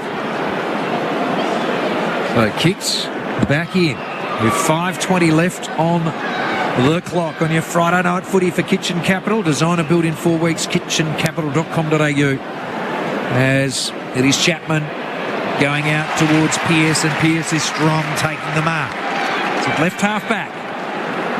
25-point lead to Freo. Certainly not as fluent as what they probably would have liked to have been. North Melbourne have won the quarter 2-1. Darcy has taken a mark. That's what the cheers are about. Running past his Mundy. Hand pass wasn't great, but he got some protection by Tucker shepherding. Kicks the footy long, but McKay on the defensive 50 for North Melbourne takes the mark. He took that mark in front of Lockie Schultz. He's only had the 2 disposals tonight, Lockie, so pretty quiet by his standards. Yeah, well, he's had 19.5 score points, which I was reading. I'm not exactly sure what that includes. It's Aish defensively over the top. He's able to knock the footy away from Stevenson, who also has been really quiet. I don't reckon he would have had too much of the footy either if you have a look at him, Lee Spur. Get right on that for you, Carl. Thanks to Auto Masters. We'll get his stats only the 4 disposals for Stevenson. Switkowski's only had 3 but kicked a goal, so there's a few of those little forwards that are not getting right into the game just yet. Michael Walters has had 8 though. Boundary throw in. Ball with Greenwood, can't extricate it, but Mundy does brilliantly. Across to Brayshaw, just angles the ball beautifully. Back in the Jai Amos direction, but he's out-pointed and out-muscled really. That's, I guess, the size of the player who's been in the system for a little while, McKay, and a couple of seasons in the gym, Luke. That's right. He's got a big frame there to work with. Osanuvalagi, back pocket, takes the mark, and Stevenson. So a couple of Magpies, or ex-Magpies, getting involved. Thomas took his time, kicked straight into Aish, who not only smothered it, then kicked it after winning it, and goes to Switkowski, who has it 50 out. So the small forward will look to lay this off, I suspect, boys. I don't think he's quite got the distance here. If he can't find a not short option for a pass, he'll probably just put it at the top of the square, nice little 3-quarter kick, and let one of the big forwards launch. Facey circling like a lion. With him is Core and Switkowski from 52 metres out. Good kick. Top of the square. Banfield was up. Perez with the spoil. Came down to Stevens. I can't stop saying the Perez name now that I've got it in my head, Lee Spur, but he did pretty well on that occasion. Boundary throw, but it's still in the attacking area for Freo. There was a nice little kick there from Switkowski.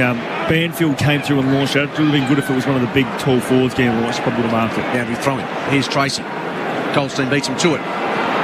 Well done by Switkowski. Hand pass. Walters, top of the square, and just beyond that, kicks the goal. Well done by Sam Switkowski. Goal assist. Freo get their sixth. They're 6-4. Kangaroos 2-3. Talk about small forwards being a bit quiet. There we go.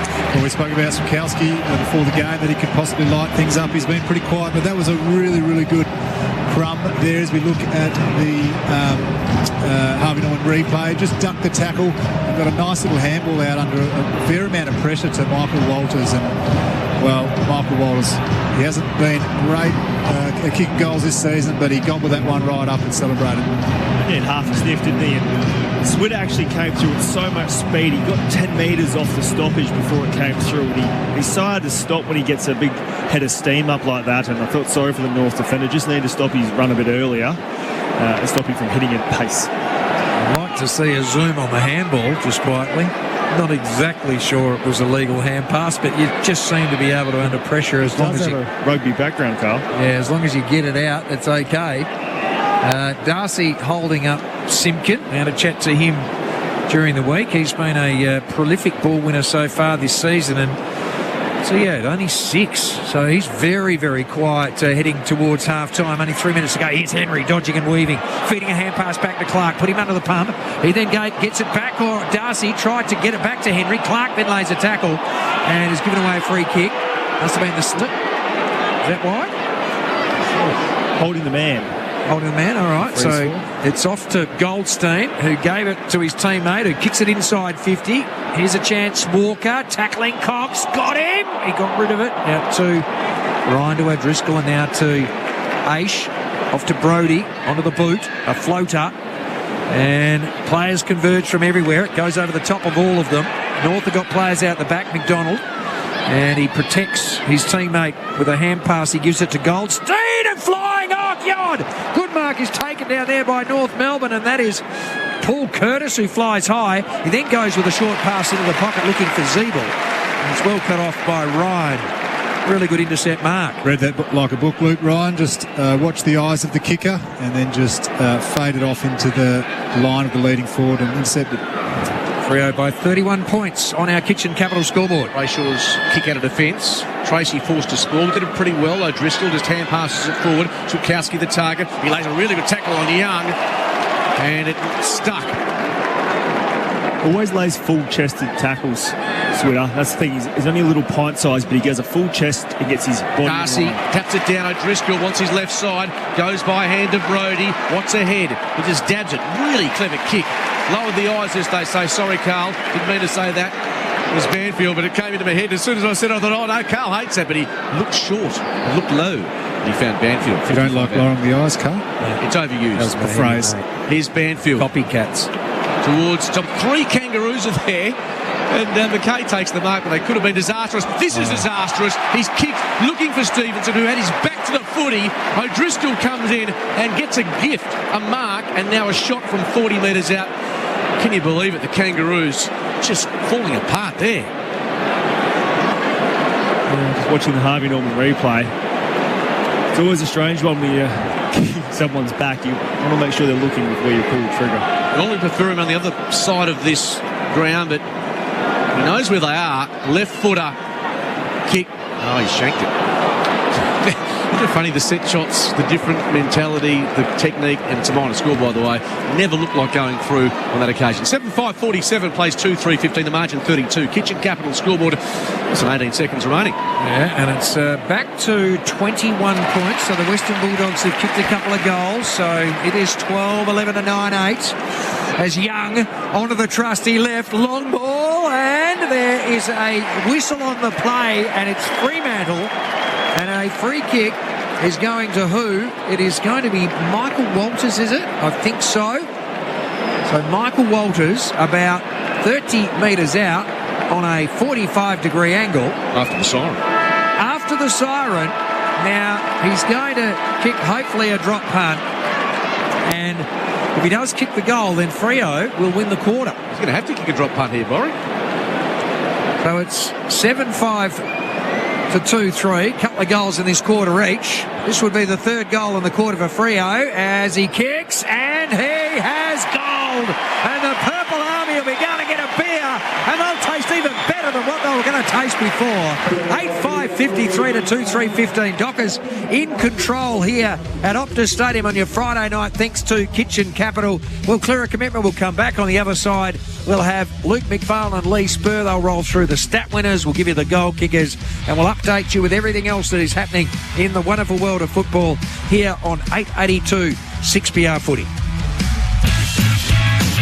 Tomorrow from 5, the Eagles head over to the Gabba to take on the Lions. Join Brad Hardy, Bruce Eva and David Schwartz for Perth's best coverage just for WA footy fans. Because 6PR is football. Need a Mother's Day gift in a jiff?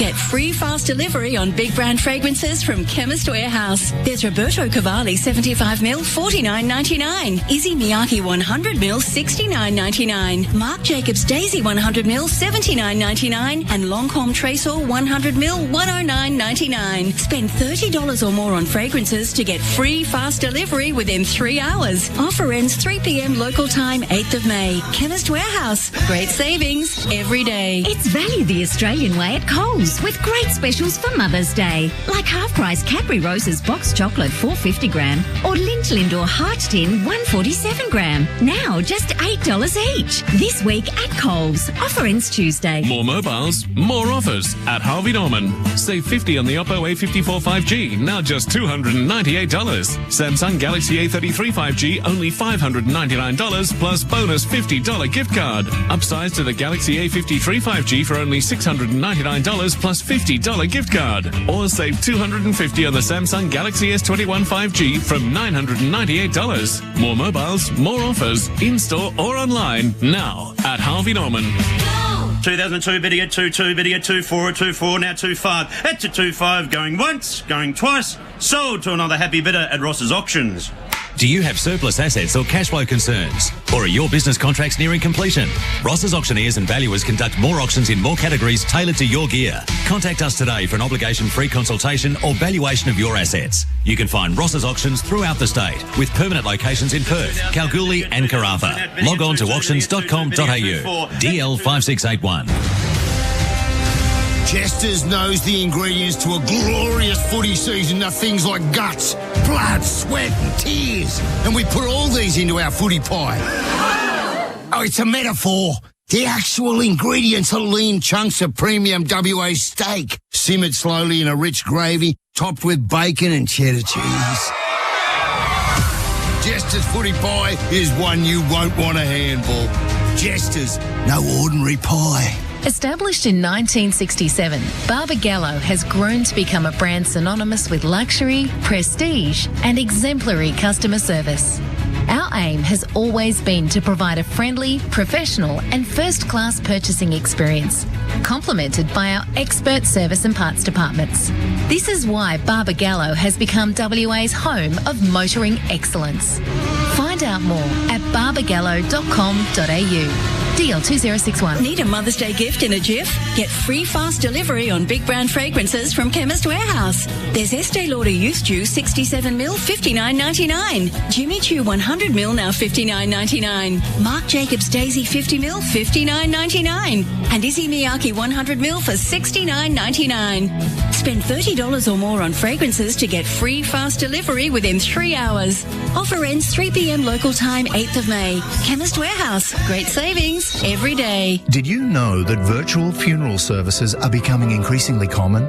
Friends and family can live stream the ceremony from all over the world. It's simple touches like these that Simplicity Funerals can help you with. simplicityfunerals.com.au. The 2022 Toyota AFL Premiership season is brought to you by Kitchen Capital. Designed and built in 4 weeks. kitchencapital.com.au. 6PR is football. As he kicks the footy long to the goal square, North. Niedermark and Zaha has taken a screamer. Oh! That was an extraordinary leap there. That's mark of the year contender there from Zerha.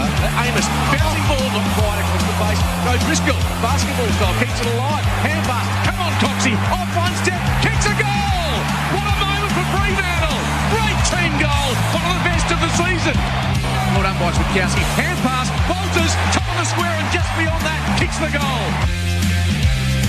So there you go. There's the highlights in the first half of play, and there was a fantastic mark. That was certainly the mark of the day by Cam Zerha, where he got up nice and high. 2 goals to Banfield, 2 to Michael Walters for Fremantle, 1 to Amos, Cox, Darcy and Switkowski. And for North Melbourne, Zerha and Callum Coleman-Jones with their 2 goal kickers. With his thoughts here to half-time, here's Lee Spur. Well, we'll start with the stats thanks to Automasters. Leading possession winners we'll go to. Will Brodie continues a fine season. 17 disposals and a half, 10 handballs, 7 kicks and 2 tackles. He's been getting around it, a lot of them contested. Andy Brayshaw just keeps going with his stellar season, all Australian form, and a good chance for a strong Brownlow polling early in the season. 15 disposals, Sarong with 12, Chapman down back, 11 disposals, really strong defensively.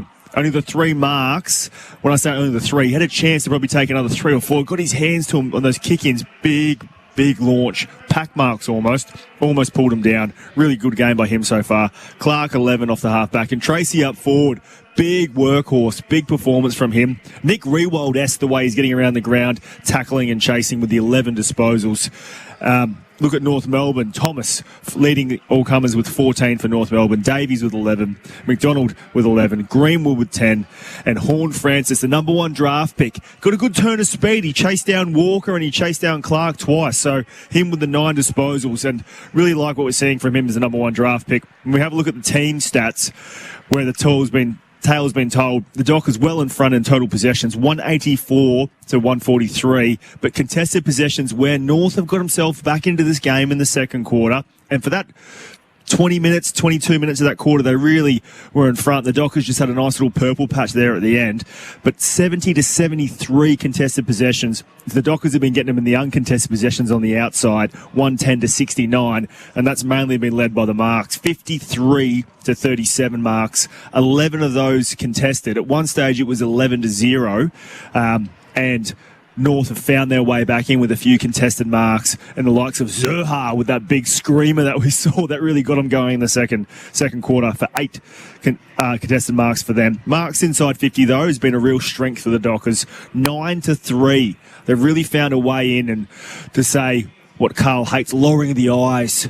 Carl, that he hates hearing, but that's exactly what they did. He was streaming in, could have bombed away, but he looked for a hit up small forward, and it was Switkowski presenting and lowered his eyes and kicked the ball past it and truly to him. So 9 to 3, that's where they found it. Inside 50s, Dockers still well in front, 28 to 17. But I'd like to remind our listeners, at one stage it was 15 to 4 at quarter time. So North really found their way back in. It wasn't such a one-side affair in the second quarter. In the first quarter, it was all the Dockers' way. The ball was living in their half.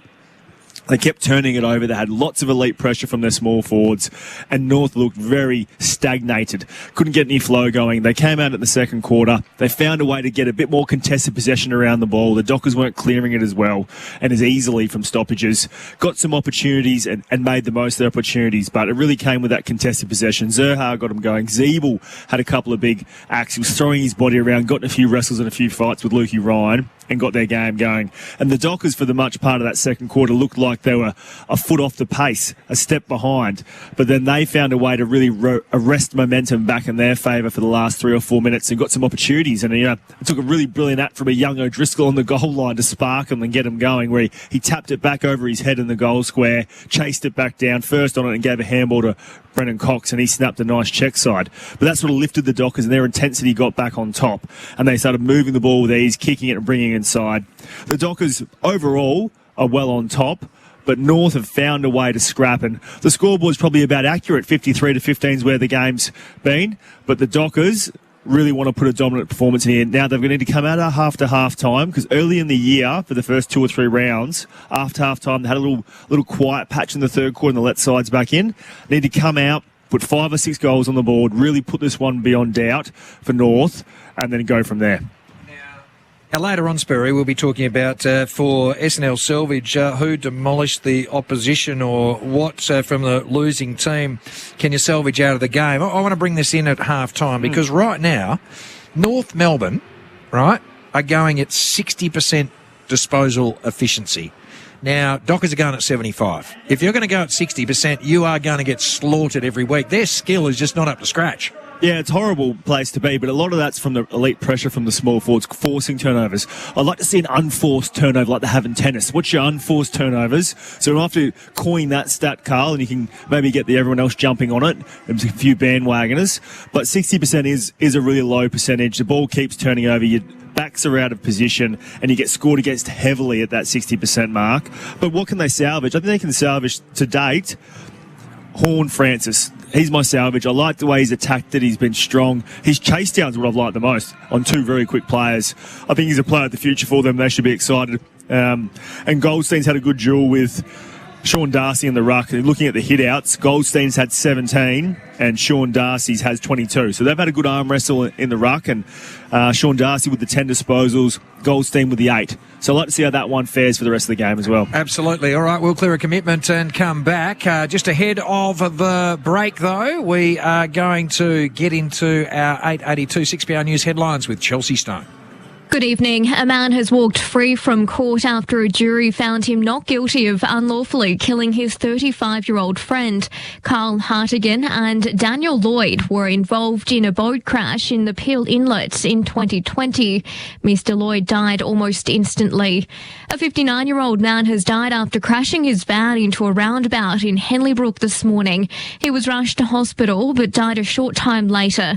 His passenger escaped without any serious injuries. Australia's Special Forces soldiers have been promised a $1 billion boost as the Prime Minister spruiks his defence credentials. Scott Morrison has made the election pledge during a speech in Perth. Clear this evening with an overnight low of 11 degrees, a sunny 26 tomorrow. Back to the football. Tomorrow from 2:30, we kick off a big Saturday of footy when the Giants clash with the Cats at Monica Oval. Join Jordan Cornelis, Adam Cooney and Ali Blackburn for Every Second Live. Because 6PR is football. Need a Mother's Day gift in a jiff? Get free fast delivery on big brand fragrances from Chemist Warehouse. There's Dolce & Gabbana, the only one, 30ml, $49.99. Lancôme La Vie Espelle, 50ml, $109.99. Chloe by Chloe, 75ml, now $109.99. And Giorgio Armani C, 100ml, $139.99. Spend $30 or more on fragrances to get free fast delivery within 3 hours. Offer ends 3 p.m. local time, 8th of May. Chemist Warehouse. Great savings every day. Now, do you want to know how you can save on energy bills and get up to $1,250 in Visa gift cards? Well, you can do that from Solar Heart. It's simple. You purchase a Solar Heart power system right now and you get a $750 Visa gift card. Install a solar hot water system and you get a $500 gift card. More Aussies are investing in solar than anywhere else in the world, and you can join the smart revolution with Solar Heart, Australia's leading name in solar since 1953, and with almost 70 years experience, they've installed more than 1 million systems offering a complete renewable energy solution, including solar power, hot water systems, that is, heat pumps, battery storage and Solar Heart Power Store. So that's what you can get in the smart world with Solar Heart. Terms and conditions apply. Cards available via redemption. Visit solarheart.com.au. 2002, bid to get 2-2, bid to get 2-4, 2-4, now 2-5. At to 2-5, going once, going twice. Sold to another happy bidder at Ross's Auctions. Do you have surplus assets or cash flow concerns? Or are your business contracts nearing completion? Ross's auctioneers and valuers conduct more auctions in more categories tailored to your gear. Contact us today for an obligation-free consultation or valuation of your assets. You can find Ross's Auctions throughout the state with permanent locations in Perth, Kalgoorlie and Karratha. Log on to auctions.com.au. DL 5681. I'm Howard Frank. And I'm his brother Saul. Our dad started our camera business 50 years ago. And we still have his passion for photography. At Camera Electronic, we service all your your photographic and video needs through our highly trained team. Trade-ins, repairs, rentals, training courses and, of course, sales. Cameras, lenses, flash, lighting, printers, accessories and much more. Come see us at Camera Electronic, 324 Murray Street, Perth. 230 Sterling Street, Perth. We also offer speedy delivery. CameraElectronic.com.au. We love photography. Proud partner of 6PR Football. Right now, Solar Heart has 500 smart reasons for replacing your old water heater with a new Solar Heart system.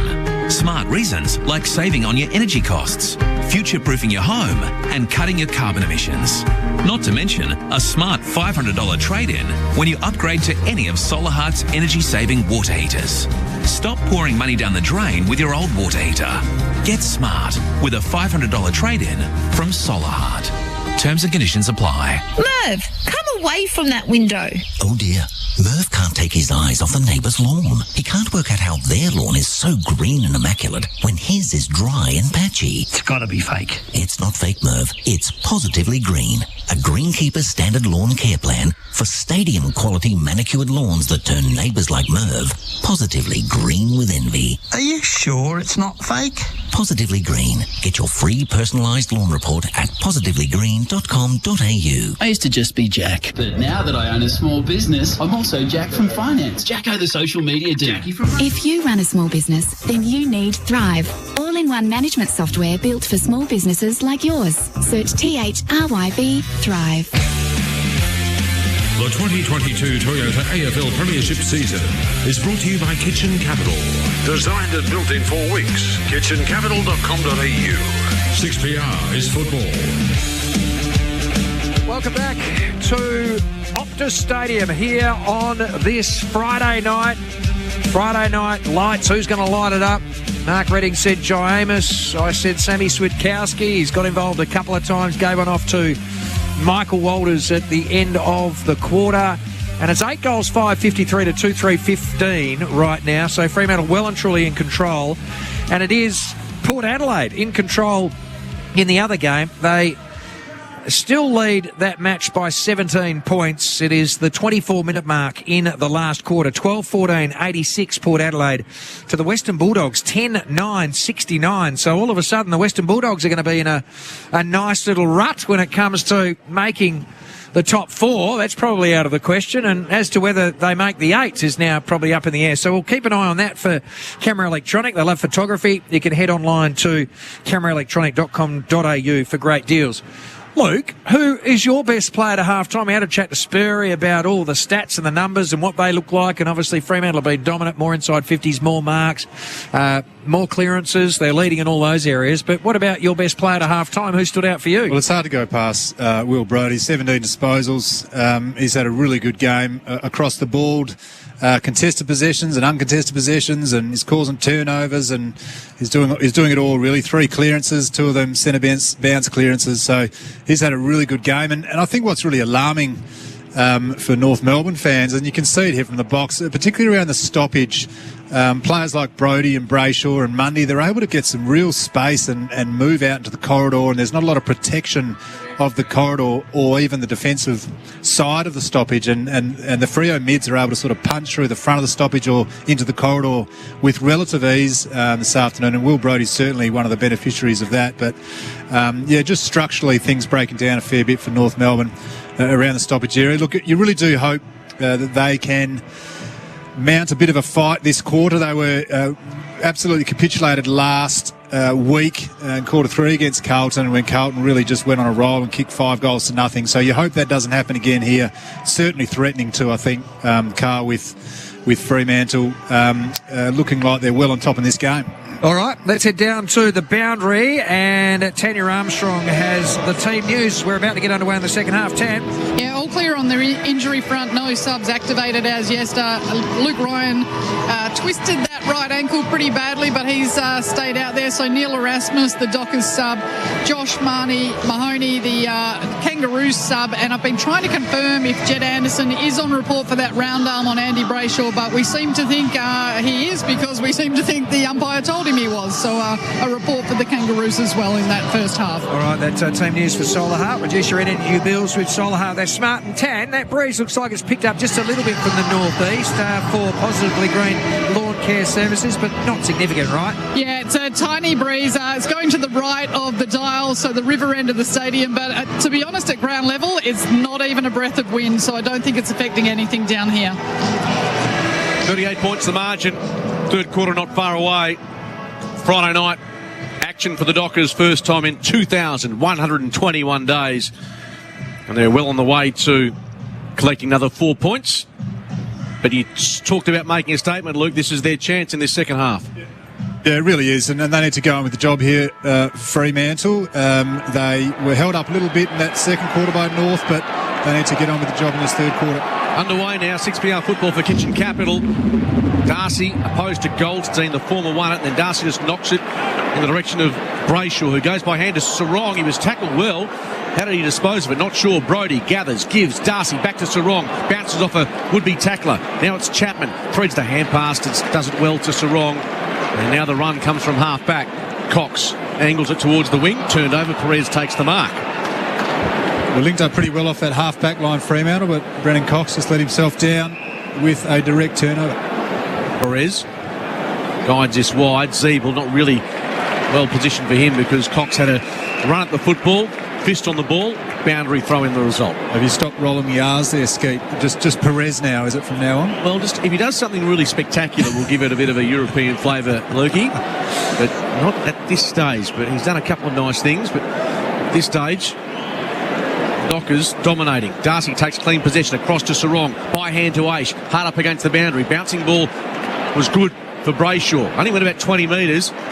Cruising pass was Brody. Good delivery for Henry. Now Amos has some space to move. He's on the lead. Henry ignores it. And kicks, well, not sure exactly what that was intended to do because it gave Tracy absolutely no chance, and McKay comfortably takes the intercept. So he goes short and low, but the mark taken by Davies-Uniacke.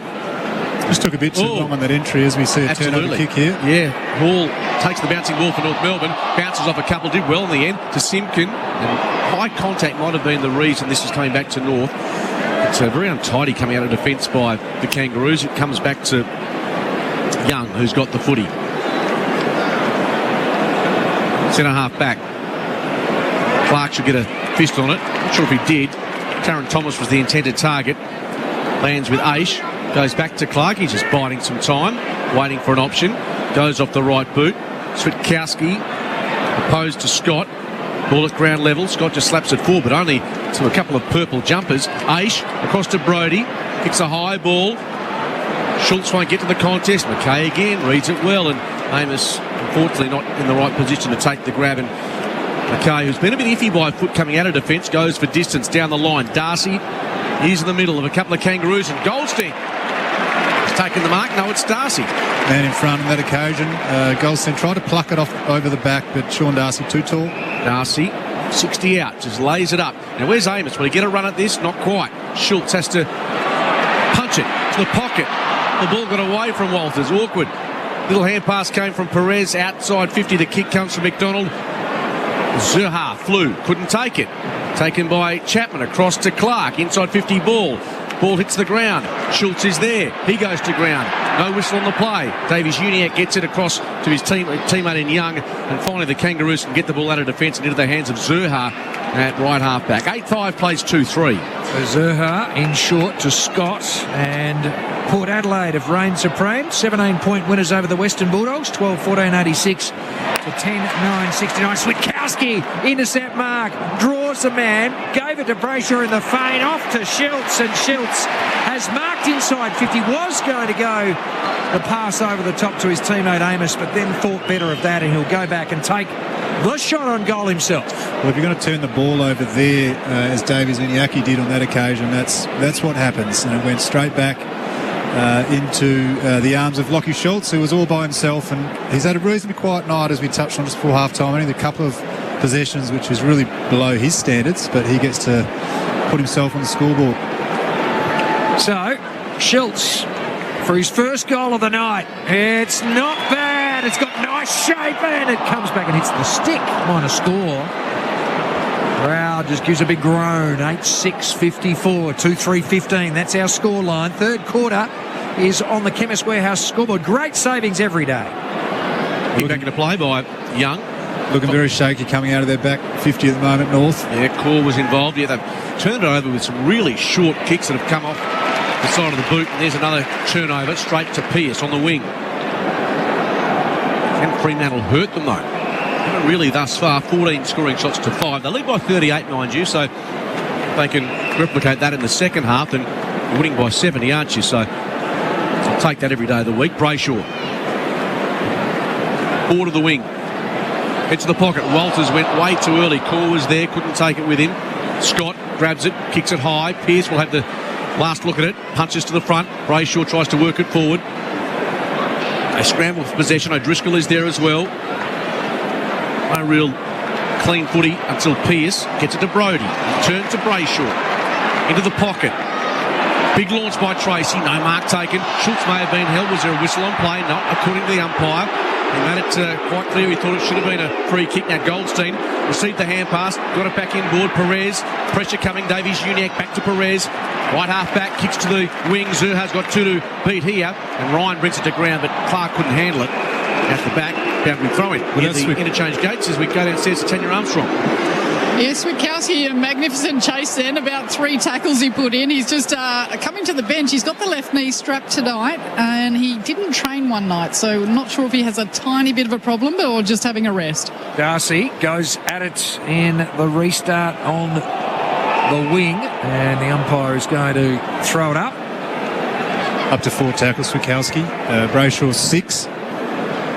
Darcy, the hit, straight down to Sarong, but stolen by the big fella in Goldstein, and then shoveled over by Simpkin to Taron Thomas. His kick to the half-forward flank now. Bit of a foot race on. Clark, who's got some good pace. Grabbed by the jumper there by his opponent there in Anderson. Picked up by Zurhaar. Zurhaar off then to Zeeble, but he tried to go back then to Zurhaar. Oh, gee, that's a big tackle on Sarong by Simpkin. He holds up the little docker, thrust him into the turf. Pretty poor contest there by Curtis, I thought, just kind of tried to pirouette out of trouble and needed to keep his line through the football and win that ball for his team. Simpkin still only the 6 disposals. Again, immediately they cover him up, so he's normally a ball-winning machine, and he's been pinged for holding the ball here. So Sarong wins the free kick. He goes out towards the wing, and leading up and taking his Banfield. He's got Young on in the corridor. He marks, steps outside the centre square, kicks a ball on the fly down for Henry, runs towards the boundary. Turner Gabbs hold it in. Hand pass to O'Driscoll. Goes to the ground, gets up, put the footy down. He couldn't knock it clear. Picked up then by Core to Turner. Turner to Curtis, who's battling the footy near the boundary. And he takes it out. The crowd say, deliver it! And the umpire says, yes! Henry a little bit too casual there for me, Luke. He just sort of loped onto it. This is AFL football. You need to be quicker, get on the ball quicker and make quicker decisions. So Young to Brayshaw. Brayshaw just continues to just rack him up. This is number 20. As Luke said, 6 tackles, leading tackler in the game, I think he is right now. But he's sometimes unobtrusive. This one he just sets up to the hot spot. They fly. Amos came at it, was going to spoil. He wasn't going to get there to take the mark, so he came from behind. There's an attempted kick by Greenwood. Banfield picks it up. Has a ping on goal, but misses. So he's already got a couple tonight. And it's another behind. Doesn't Jai Amos look good when he launches at the football? Had a launch at that one, but he's leading right at the kicker, and he's really good at. He runs pretty smart patterns for a young man as well. So he's getting his opportunities tonight. Looks like he's good coming at the footy. 40-point lead to Freo, and it's on the Chemist Warehouse scoreboard. Back into play. Mark, free kick to Cox. So another entry coming up here for the Dockers. And North Melbourne under siege. 3/4 distance kick towards full forward. Almost Anderson couldn't quite take the mark. It was Horn Francis who was in front of that congestion, but he couldn't bring it to ground, and it'll be a ball up, 40 out, directly in front. Fremantle's attacking into the ground. Goldstein down to Stevenson. Chapman sets himself, couldn't take it. Kick was smothered off the boot of Curtis. Inside the centre square, a scrap develops. No clean footy. Ball up is the result. Well, all the North forwards are completely absorbed up the ground. There's nothing in the front half. They're coming back now, but they're getting sucked into the play. Brayshaw from the stoppage. Ball taken by Young on the bounce. Cross to Turner. Out wide. Close to the boundary line, and Curtis Taylor can't keep it alive. But nothing really happening for North, is there? It's all happening in one end of the ground. The point I was trying to make was when you lose that structure in front of the ball, when North are trying to come out of defence, there's nothing to kick to, and they just see this wall of purple setting up out the back. Darcy and Goldstein. Hole directed down by Darcy. Sarong pulls it across his body.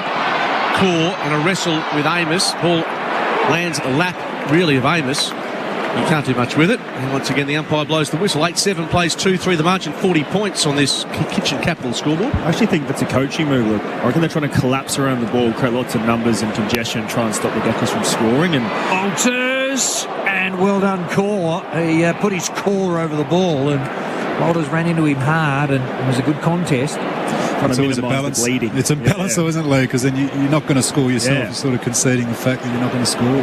Michael Walters being manned by Horn Francis, who might get a possession here. His kick is out on the full, so the nomination for the Rising Star in round 7 has slewed one off the side of the boot here, and it is going to be O'Driscoll to take the kick. Well, he sprinted to the boundary line to make sure he was the one to be on the receiving end of that. O'Driscoll, he likes them really tight on the boundary like this, but probably prefer to be on the run. Well, 5 goals from his 6 games. Yet to get one tonight. Let's see what he can do. With the left, he goes with a drop putt. Oh, not bad! Not bad, young man! Give the salute! Have a look at that! The high five, the high tens going everywhere out there. That was just a wonderful strike from the boundary. Straight through the eye pedal. And there's happened? There's a pitch invader. In fact, there's a couple of them out there. And that'll be the last time they go to Optus Stadium in a while. And stupidity at its finest. And let's hope the players just stay away from them. One's been taken down by security. The other bloke trying to get over the fence. Good luck, brother. And someone's throwing a footy at him. Well, he's got over the fence, but surely they'll stop him in his tracks.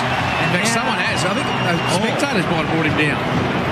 And he's got him, like in a white shirt. Yeah, it's a great tackle technique, wasn't it, from the guy with the Where are the security guys? Taking forever. Here they come. Finally, the police. They're going to hold this bloke up and set him for, does it cost 10 grand nowadays?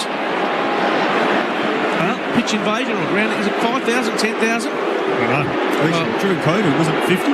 Well, either way, they're booing. Well, they should both boo the idiots who jumped on the ground. Yeah. What if they attack? What if they hit a player? I mean, it's just, there's nothing heroic. They're just drunken idiots. They're actually booing the bloke that actually tackled him. A lot of the fans. So I don't get that. Anyway, 9-7-61. It was a great goal by O'Driscoll. Tell you what, that was awesome. 2-3-15. Hasn't he made his mark in half a dozen games, boys? Yeah, he's been super. Such a fast player too, and he's really got a lot of confidence with the ball in hand.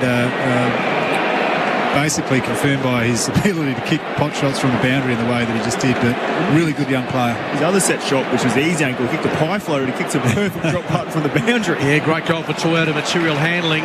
Darcy down to Brody, another clearance for Fremantle, but unfortunately Tracy just eased out of this by McKay, who's seeing a lot of the football down back for North. Kick in the direction of Simpkin. Is it going to be a relay free kick? Yes, it will be. North have got it, and they can use it to Perez, who can take it and go. He has to do just that. No, he holds up. And now he kicks down the line looking for Taron Thomas. He misses the lot out of bounds on the full. This is getting really ugly for North Melbourne. That was their first foray forward for a long time, and they booted out of bounds on the full, so it's coming straight back. Fremantle away. Clark to restart. Right half back. To the wing and beyond. Core thumps it to the front. Tucker keeps it in. No. Whistle was blown. Hand pass went to Brayshaw, but it was over. So Fremantle up to 41 inside 50s. That's going at world record pace to 18 for North Melbourne. Dockers.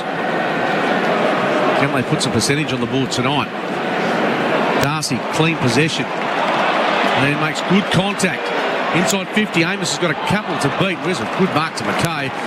There were 2 Kangaroos in the vicinity, but he still made that ball his, and that was one of the marks of the evening. Zerard's got the marker of the round contender in his back pocket at the moment, but the Kangaroos, well, McKay's doing his best to keep this margin as slim as possible.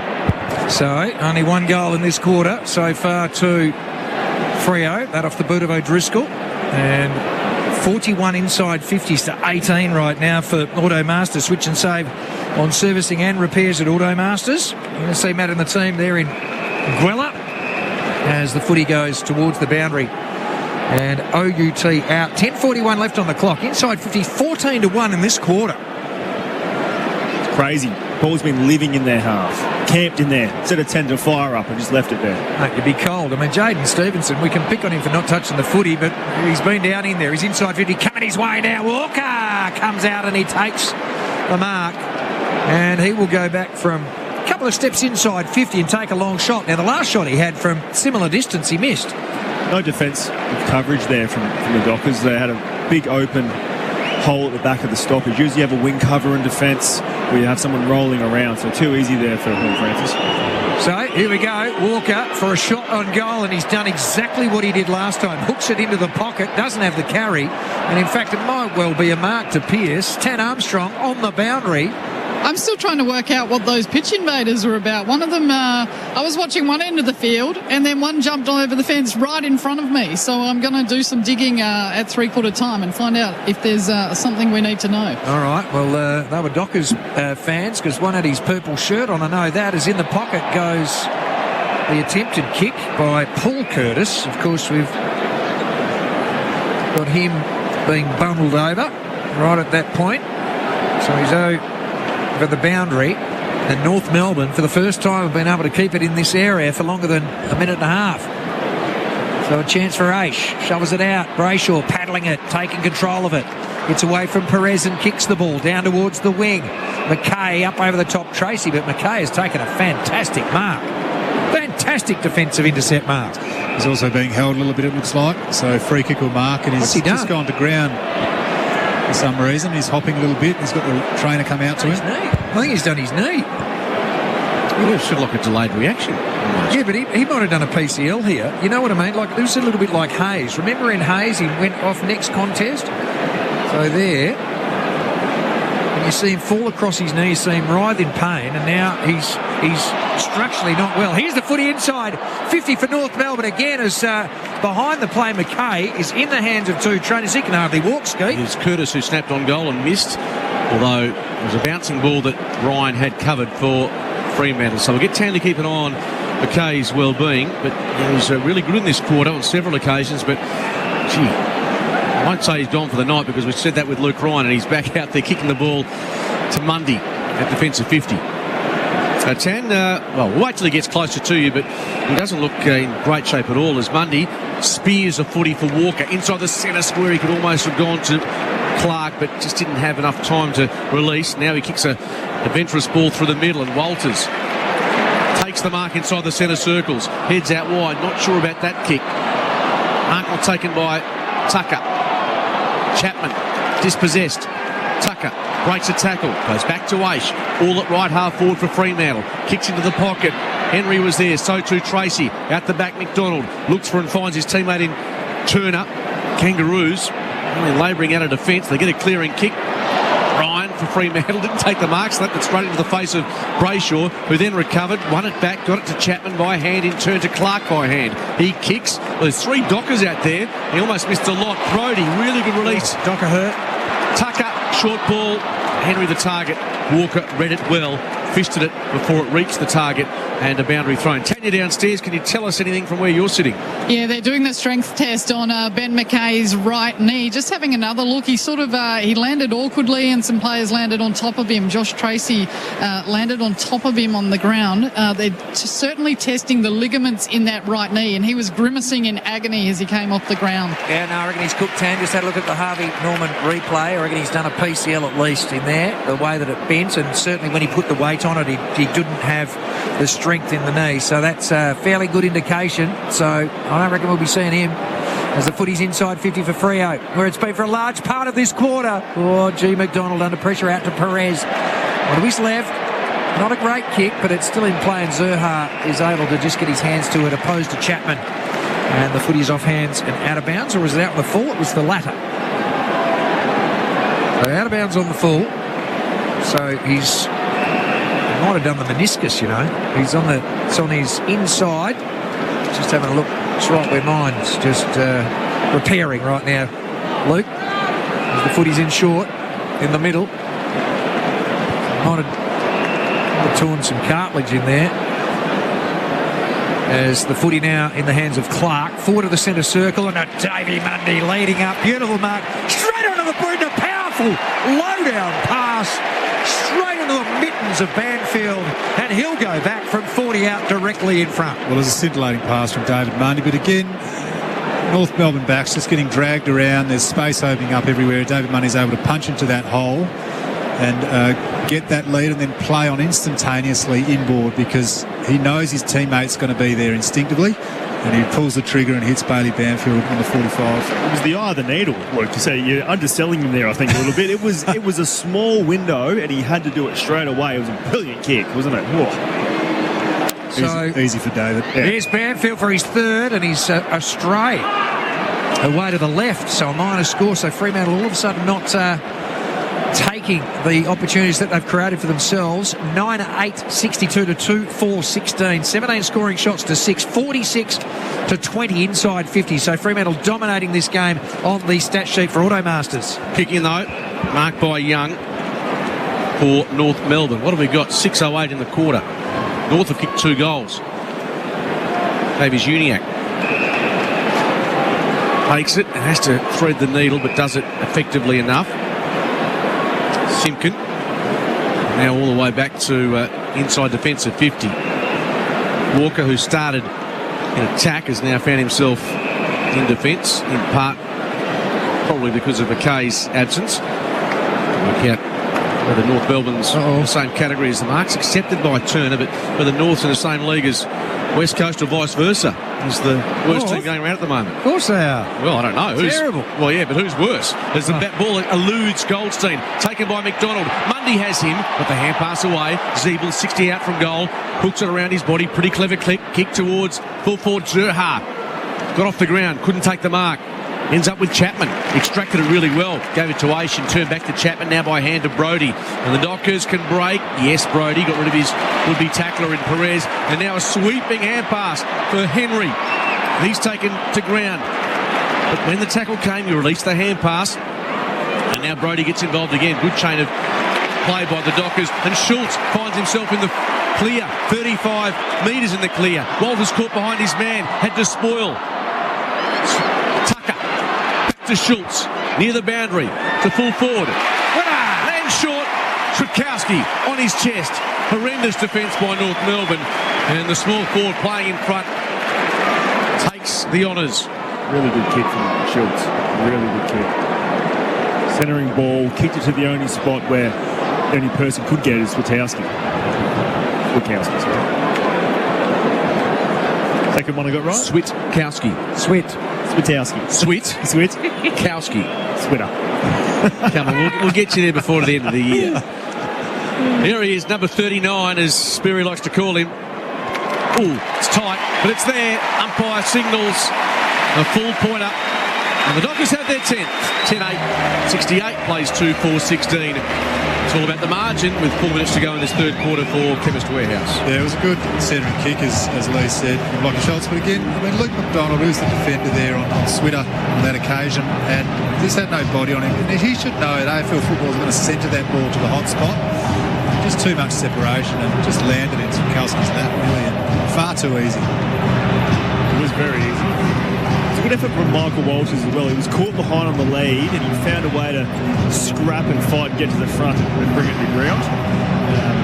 Whereas the North Melbourne defender, if he didn't do that, probably would have taken an easy chest mark. So Port by 17 over the Western Bulldogs earlier tonight around the grounds for Kemmer Electronic, as the ball is back in the middle here, and it's a dominating performance. North Melbourne, they're going worse than West Coast.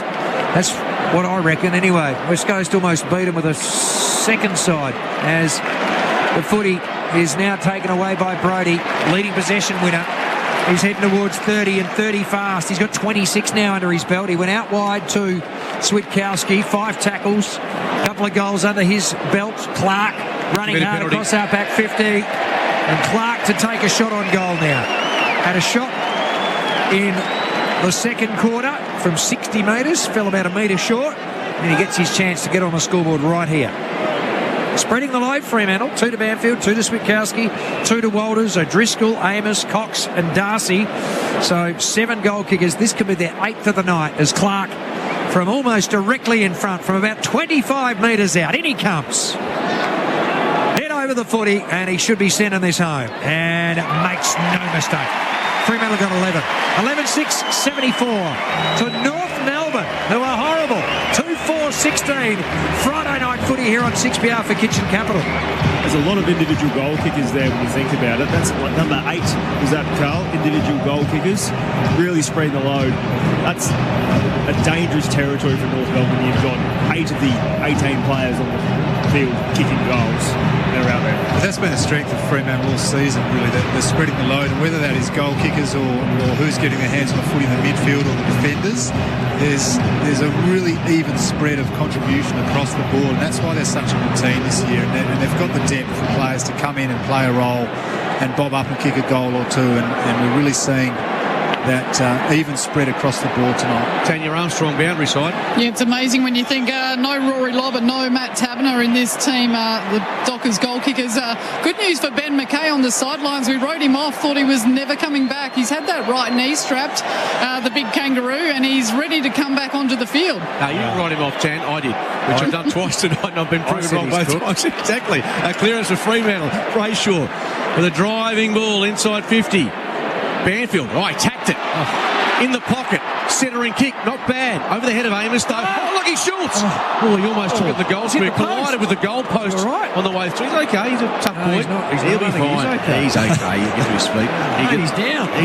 It's not like Lee Matthews where the post was broken. He was a he-man. He just gets. He's a tough hombre. Don't worry. Contact on the Harvey Norman replay there, Scoot.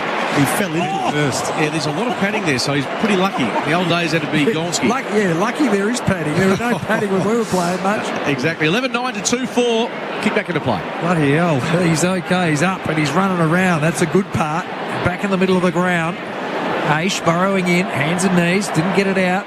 Over the top of the footy, hand passing it over his shoulder. Down there was the big fella in Callum Coleman-Jones, and the footy is held up. So Pearce is okay. Looks like I still reckon McKay's done some cartilage. Schultz. Schultz is okay. What did I say? Yes. Did I? Bugger. Who's Pearce? I thought I got over. Alex He's at the Pearce. other end. Pearce in defence. Alex is down there. He's playing on Goldie right now. He's okay. Yeah, he's fine. And so is Schultz. Schultz is okay. So it's coming in the Schultz direction. Schultz is getting under it. No, it's Banfield. So Banfield doesn't take the mark. Picked up by O'Driscoll near the boundary. Free kick up. I'm excited. Go back to Banfield. Well, where's the advantage? The Mexican waves going around the oval. This is very unusual in the third quarter. Throwing you early. It's 75 to 16 if you haven't noticed. Sign of the domination. We never see this in Melbourne, do you? They're bored. Is it banned because the pizza boxes go up? You get in trouble if you do it in Melbourne. There's the kick by Banfield, and the mark has been taken by Coleman-Jones. 11-9, 75 to 2-4-16. Chemist Warehouse scoreboard skate. Is 10 playing? Who? 10 Armstrong. She doing the It's wave? the Wild West here, Carl. We did the Mexican wave. I don't know what's going on tonight. It's crazy out here. We're 2 decades behind the rest of the world. There's blokes still jumping on the ground and trying to do a sprint, and then there's the Mexican wave. What era are we in? Ball kick towards the wing. Chapman, a little fumble. COVID era, Scoot. Hey? The COVID era. Well, maybe this is the first Sending time. people crazy. This is the first time some of these folk have been out of their house for about 2 years. I don't know, but they're Still a double lap. just enjoy the footy.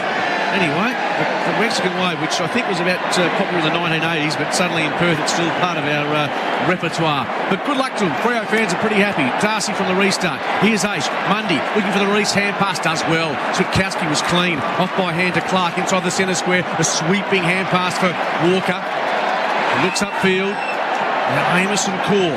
Amos just eased under it. Well, he got a free kick. I thought he was a fraction lucky there. But he's got the free kick 45 to 50 out. What do you think, boys? Yeah, I don't think there was much in there. We'll have to wait for the Harvey Norman replay. It just looked like he extended one arm for just a gentle little nudge under the footy, but I can't think that there was much in that at all. No, I thought he's Another lap, Scoot. I'm still mesmerised by his wave. Well, you His look at third that. lap. I'd rather see Jai Amos have a shot on goal here, Spurry, as the Go Jai fan club waits in their corporate box and hopes the young man can put through his second. It'll take a really good kick from about the paint on 50. 45-degree angle. Stopped away for a second and have a look at this. The left foot kick. It's a booming ball. Oh, the young man has a leg to dream of. He's got 2 on debut. And Jaya Miss very rarely has done that tonight. He's got 2 long-range goals. And the Dockers fans have put the Mexican wave away. They're just applauding and screaming and cheering. 12-9, 81 plays 2-4-16. Kitchen Capital scoreboard. Luke McFarlane, Lee Spur. Yeah, well, he's moved well tonight, Lee. I like the way he leads. I like the way he launches. And he's got a pretty good left foot as well. He does have that stuttering run-up, though. We did talk about that, and he does get a little bit close to the man on the mark. But that was a really nice finish. And he pumped his fist towards his fan club in the crowd, and his family and friends will be absolutely thrilled with his debut tonight. It's a really long kick considering that he almost stops his run-up. He loses all momentum when he does the stutter and then gets going again, and he effortlessly kicked it 55, 56 metres. Like it went through halfway up the goals from 50. It was a booming kick. He can kick, there's no doubt about that, and he joins the 2-goal club, which is Banfield, Switkowski and Walters. Now Amos, North Melbourne. Out of the middle, leading out is a mark taken by Zeeble, and he takes out Clark on the follow-through. He's got a bit of anger in him tonight, hasn't he, Jack? He has got a bit of anger, and I think he's just trying to spark his teammates a little bit. We saw him really getting angry in that second quarter and grabbing a few jumpers. He went out of his way to make contact with Clark. Yeah, he did. He went out of his way in the half-an replay and just completely bowled over Jordan Clark and stared him down as well. But they're down by a good 70 points at this point. There's not much to Well, that was his first mark for the night, Jack Zeeble. He's played 7 games this season for 7 goals. Let's see what he can do. Is it 8 from 8? The kick on its way, and it's a point. Look at that and now the purple people have come in from everywhere on the field, and there's some push and shove. Zeeble goes down. Most players engaged here. In fact, every single player's engaged. Here comes Lukey Ryan. Siren has sounded. He's after Zeeble. He wants Zeeble from earlier. They might be going to give away some pocket money here. The Oval going, yep, come on, boys, keep it going. A little bit longer. Money made today. 2 intruders. Oh, yes. LA's. Oh, look, Sarong's taken his jumper off. His jumper's been torn. It's actually hanging around his hips. So he tries to pull it up to cover himself, but that ain't happening. So he's got nothing to put over the shoulders. So he's got the round the tummy number. And that is 3/4 time. A little bit of spite and spice here at 3/4 time for Kitchen Capital. We need to get to a commitment, come back. And Luke McFarlane and Lee Spur will tell us exactly what they think here. North Melbourne are getting killed. Fremantle doing beautifully. 12-9-81 to 2-5-17. This is 6PR football. Sunday from 2:30, we're off to Marvel Stadium as the Blues and the Crows go head-to-head. Join Sam Hargreaves, Joe Watton and Michael Barlow for all the action live. Because 6PR is football. Chemist Warehouse has the biggest range of products at the lowest prices. Remember, you can click and collect online and pick up in store or shop online for home delivery. Just visit chemistwarehouse.com.au. Chemist Warehouse, great savings every day. Proud partner of 6PR football. When you work every day, from dawn till dusk, sometimes in mud, sometimes in dust, the clothes on your back have to keep up with the pace. And if they're not from Work Clobber, they're just not in the race. So when there's work to be done, Work Clobber can take anything you dish out. There's nowhere better to get your work gear than Work Clobber's 8 trade stores. They're everywhere. Balcatta, Cannington, Kelmscott, Midland, Morley, O'Connor, Canning Vale and Joondalup. Or check out workclobber.com.au. Right now, Solar Heart has 500 smart reasons for replacing your old water heater with a new Solar Heart system. Smart reasons like saving on your energy costs, future-proofing your home and cutting your carbon emissions. Not to mention a smart $500 trade-in when you upgrade to any of Solar Heart's energy-saving water heaters. Stop pouring money down the drain with your old water heater. Get smart with a $500 trade-in from Solar Heart. Terms and conditions apply. I'm Howard Frank. And I'm his brother Saul. Our dad started our camera business 50 years ago. And we still have his passion for photography. At Camera Electronic, we service all your photographic and video needs through our highly trained team. Trade-ins, repairs, rentals, training courses, and of course, sales. Cameras, lenses, flash, lighting, printers, accessories, and much more. Come see us at Camera Electronic. 324 Murray Street, Perth. 230 Sterling Street, Perth. We also offer speedy delivery. CameraElectronic.com.au. We love photography. proud partner of 6PR Football. Oh, beautiful. You'll be the envy of your street with a Positively Green premium lawn care plan. It's so green. Yes, it is. Our trained experts will take care of your lawn while you sit back, relax and enjoy the best lawn in the street. Nah, it's got to be fake. No, it's all natural thanks to our annual lawn plans which start from less than $50 a month for Positively Green Keeper quality lawns all year round. Positively Green. Get a free lawn report at positivelygreen.com.au. Right now, Solar Heart has 500 smart reasons for replacing your old water heater with a new Solar Heart system. Smart reasons like saving on your energy costs, future-proofing your home and cutting your carbon emissions. Not to mention a smart $500 trade-in when you upgrade to any of Solar Heart's energy-saving water heaters. Stop pouring money down the drain with your old water heater. Get smart with a $500 trade-in from Solar Heart. Terms and conditions apply. With tax time approaching, it's time to take advantage of the federal government's instant asset write-off. It's also a great time to speak to Toyota about a new forklift for your business. Check out their huge range of quality Toyota forklifts, pallet jacks, walkie stackers, reach forklifts and more. With legendary reliability and safety, plus cleaner, greener electric options. It's all part of the Toyota forklift advantage. For more, visit toyotamaterialhandling.com.au. Toyota forklift. Terms and conditions apply. Do you have upcoming labour hire or recruitment needs for civil, rail or infrastructure projects in WA? Contact On Track Recruitment Solutions, Perth's labour hire specialists. Submit your query to otrsolutions.com.au or call 6444 7853 today. The 2022 Toyota AFL Premiership season is brought to you by Kitchen Capital.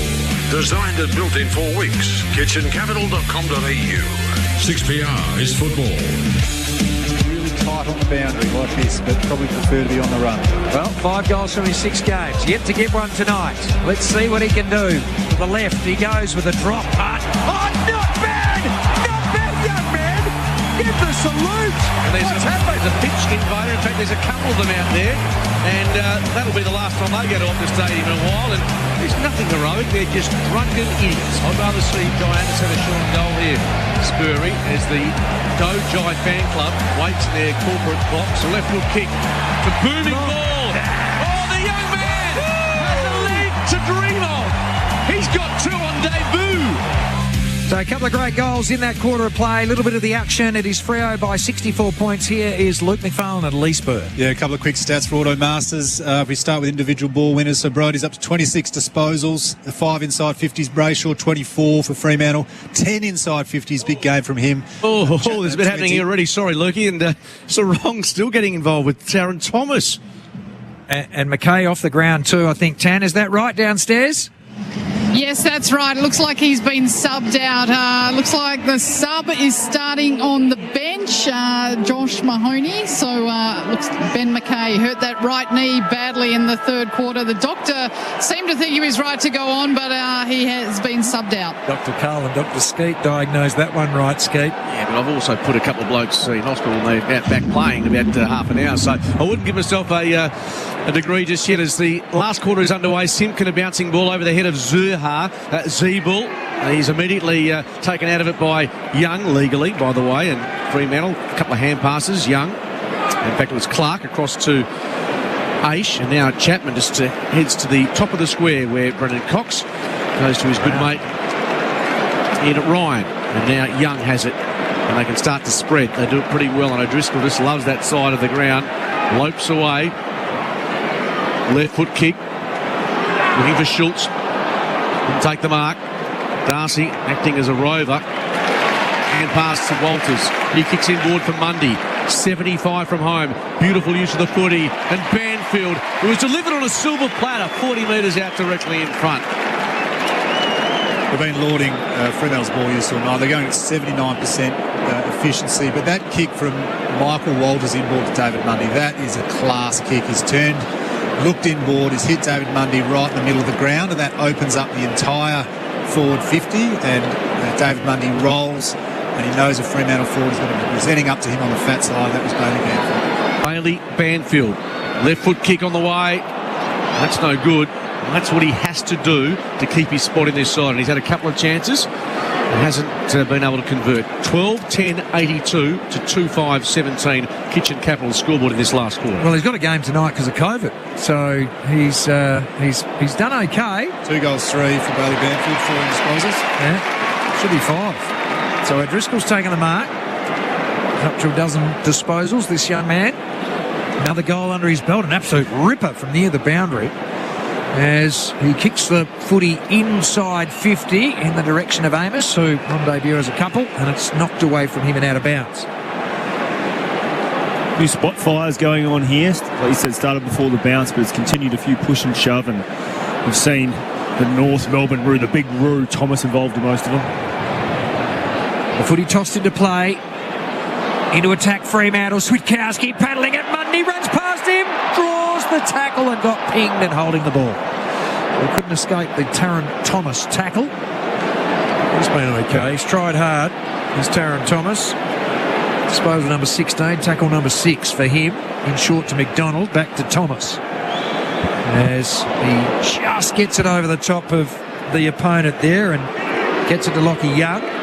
Down to the wing. Aish confronted by Scott, but Aish off the posterior gave it to Young. Young then back to Pearce, who just paddled the footy over his shoulder. Chapman slipped over and still had time to get a hand pass back to Young, and a 1-2 with Brayshaw. Used the trust, he left towards Mundy. Mundy put one arm out because he knew he couldn't mark the footy, and then just took his opponent in Stevenson to ground.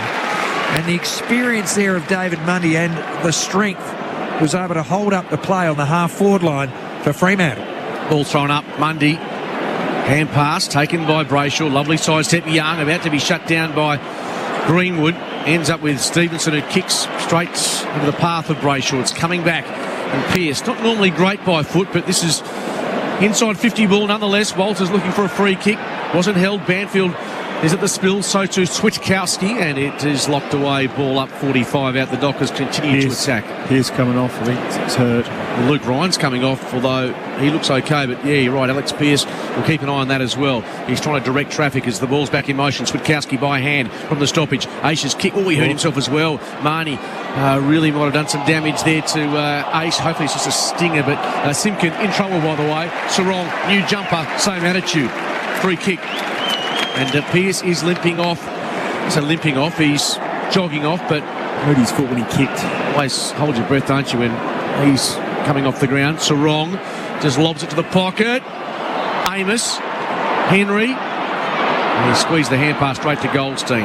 Across to Horn Francis. He fumbled at the critical moment, the number 1 draft pick, close to the boundary line, and eventually the pressure by Henry ensures that Scott's going nowhere. A boundary throw in 45 around from Freo's goal. They lead 82-17. And the Harvey Norman replay, boys, what does it show you? Yeah, it looks like Alex Pearce just kind of stumbled, possibly on a bit of turf. It was a bit hard to gauge there. I'm sure we'll get a bit more from Tanya Armstrong and boundary side. So, it's a 10 in a moment. Aishu's just laying a tackle there on Anderson. He got it away to Scott, but his kick has been marked by the Freo Dockers, and it is going to be Walker who's going to just chip it in short to Ryan. Tan, any news?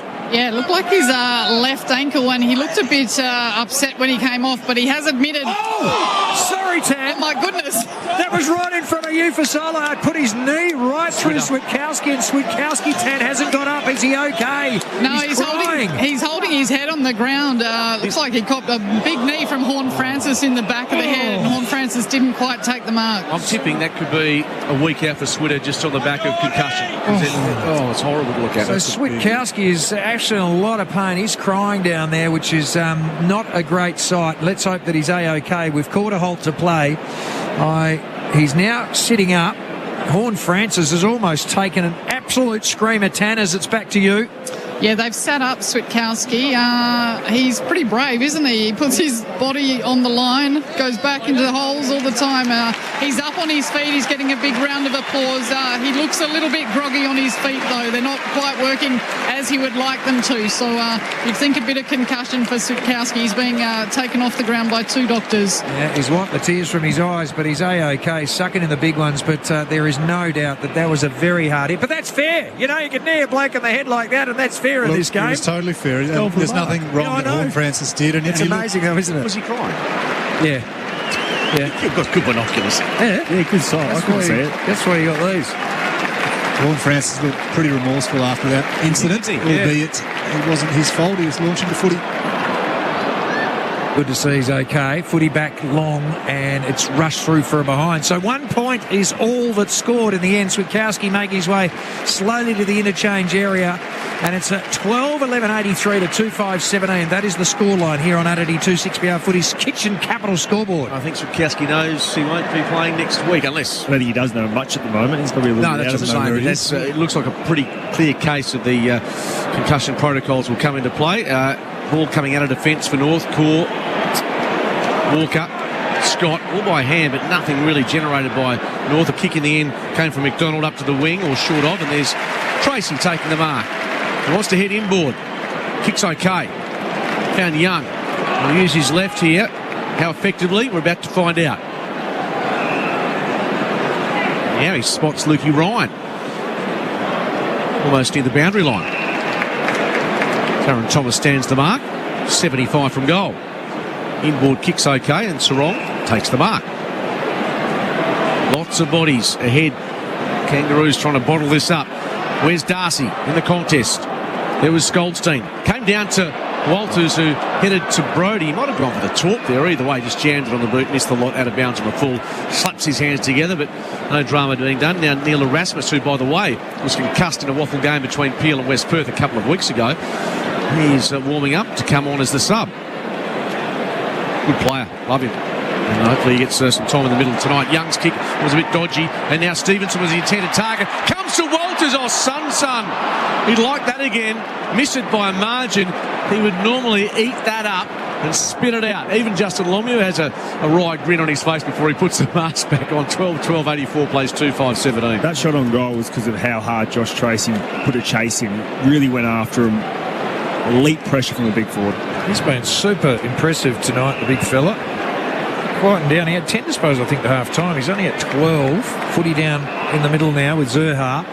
So he leads up hard in the centre circle. He pirouettes and kicks a long ball inside. 50! It's been down there rarely tonight. And Chapman, Walker, pushes off his opponent, runs away, and uses his foot skills, but misses the target. Jed Anderson. Oh, he had past the Horn Francis. It wasn't even looking. And now Brody's going to run away. That was under 12 sort of stuff there. Just inattention as Tucker to Banfield. Overlap run.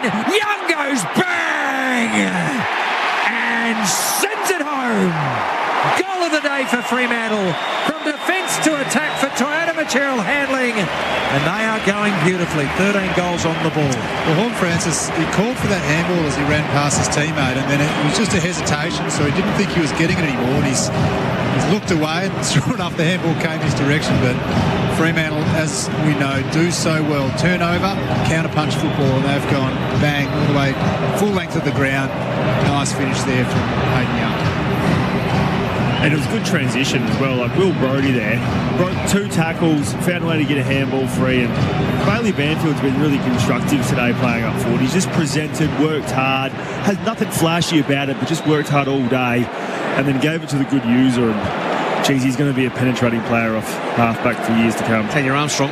Yeah, Neil Erasmus, the Dockers sub, is on. He's taking a spot inside 50 for Freo. Sam Switkowski's gone down into the change rooms. He was smiling as he walked to the rooms, so hopefully he's feeling okay. Around the grounds for our friends at Camera Electronic, and the other game tonight was Port Adelaide by 17 points over the Western Bulldogs as Davies Uniacke kicks to the pocket. Mark taken by the intended target, and that was Taron Thomas, who has it about 35 metres out. It's a very tight angle. One of the few times North have moved the ball with some sort of clarity there, boys. Well, they want a nice centre clearance, and Davies Uniacke played it really smart. Didn't take possession of the ball because he knew Will Brodie was falling over, and drew the free and played on quick. Thomas won't be a score. Darcy slaps it towards the line, and then Driscoll's nudged over it. That was only the 5th mark inside 50 tonight for North Melbourne. They average around 7, so they're not a great team for taking marks inside their forward 50, but they've certainly found it difficult tonight. David Noble coaching from the bench. Coaches under pressure. Not so much Noble initially, but if results like this continue as Zerha close to the boundary line, it's worked over in the end, with Young flicking it back to the umpire. just can't keep getting beaten by 100 points or thereabouts week in, week out for long periods of time. Otherwise, questions get asked, I suppose. That's what's happening here in the West at the moment. Rightly or wrongly. Darcy and Goldstein. Horn Francis caught behind. Aish. It's across to Sarong. Not much on the kick there. Oh, well played by Young. Just knew he couldn't take the mark, but he fished the ball over the boundary line. It'll be a throw in near the 50-metre arc. It's 13-12-90 to 2-5-17 on the Kitchen Capital scoreboard. Really good score there. Eyes on the ball. Back with the flight. Strong fist. Good young talent coming through. Just does the basics well. So Goldstein still having that good duel with Darcy. Darcy, I think, on top. 12 disposals, 23 hit-outs to Darcy's 34 hit-outs, 16 disposals, 7 marks and a goal. I think it was deliberate, by the way, because it wasn't a marking contest by Walker. He just punched it away. Free kick to Fremantle. It's not doing the basic things well. I mean, they're still going at 64% disposal efficiency. They've had 100 more effective disposals, the Dockers, in this game so far. 100 more. They're going at 78%. North are at 64. A lot of the time when North have tried to possess it, they've gone sideways, whereas the Dockers kept marching forward with their possession. It makes it easier. Makes the next kick easier. Yeah, and Sarong does just that, Sperry. Exactly what you're talking about. Long, strong kick down the line, and it's been spoilt hard towards the boundary, and it is out of bounds. 13 marks to 6 inside 50 in favour of the Freo Dockers. 58-25 inside 50. So it's certainly been a dry old night for the North Melbourne forwards as the footy's tossed in. Goldstein up against Cox this time. Here's Jed Anderson. He's bundled out of it. Brody another disposal. Out in the Sarong direction. Across to O'Driscoll. His hand pass cut off by Anderson, who knocks it away. Then got his hand pass, but straight to a Docker. And that was Erasmus getting his first touch in the game. Off he then goes to O'Driscoll to Cox. A long ball. And there's a fly, and it's knocked away by Young to the boundary, and it's out. 90-17. That's right, 90-17. 13-12 to 2-5 is our score here on Friday Night Footy for Kitchen Capital. I'm actually barracking for North to kick a couple more goals because the lowest ever score was in 2013 from North, and Luke and I played in that game against the Dockers, and they kicked 29 points. So we want to keep that record, maybe, Luke, so we can still hang our hat on it. Couple more goals, North. Come on, North. Couple more. Ball up, 50 out. Goldstein, Tracy, Greenwood is there. Fresh air shot. Goes again, doesn't get much on it. Curtis worked it forward for North. Interesting by Greenwood. Takes it back towards the top of the arc. Erasmus, did really well. Somehow came out to Walters. Looking left, looking right. Across to Brody. Left foot kick. Great, but I know the intention there, looking for his teammate in Banfield. North should be able to win it out. Tackle. Was it in the back? Marnie pushed. Yes, free kick. From behind, and Banfield, I think, if he looks back at that, will realise just the weight going forward, and Zeeble is the recipient of that. Feisty tonight, Jack, but hasn't been that effective for his team. Boston Vilagi. There you go, Carl. There's one for you. Had to look down at the notes for that one. Curtis, wearing the pink boots. Up to left half forward. Thomas the target. Thomas the train engine for a moment. It's O'Driscoll back to Walker.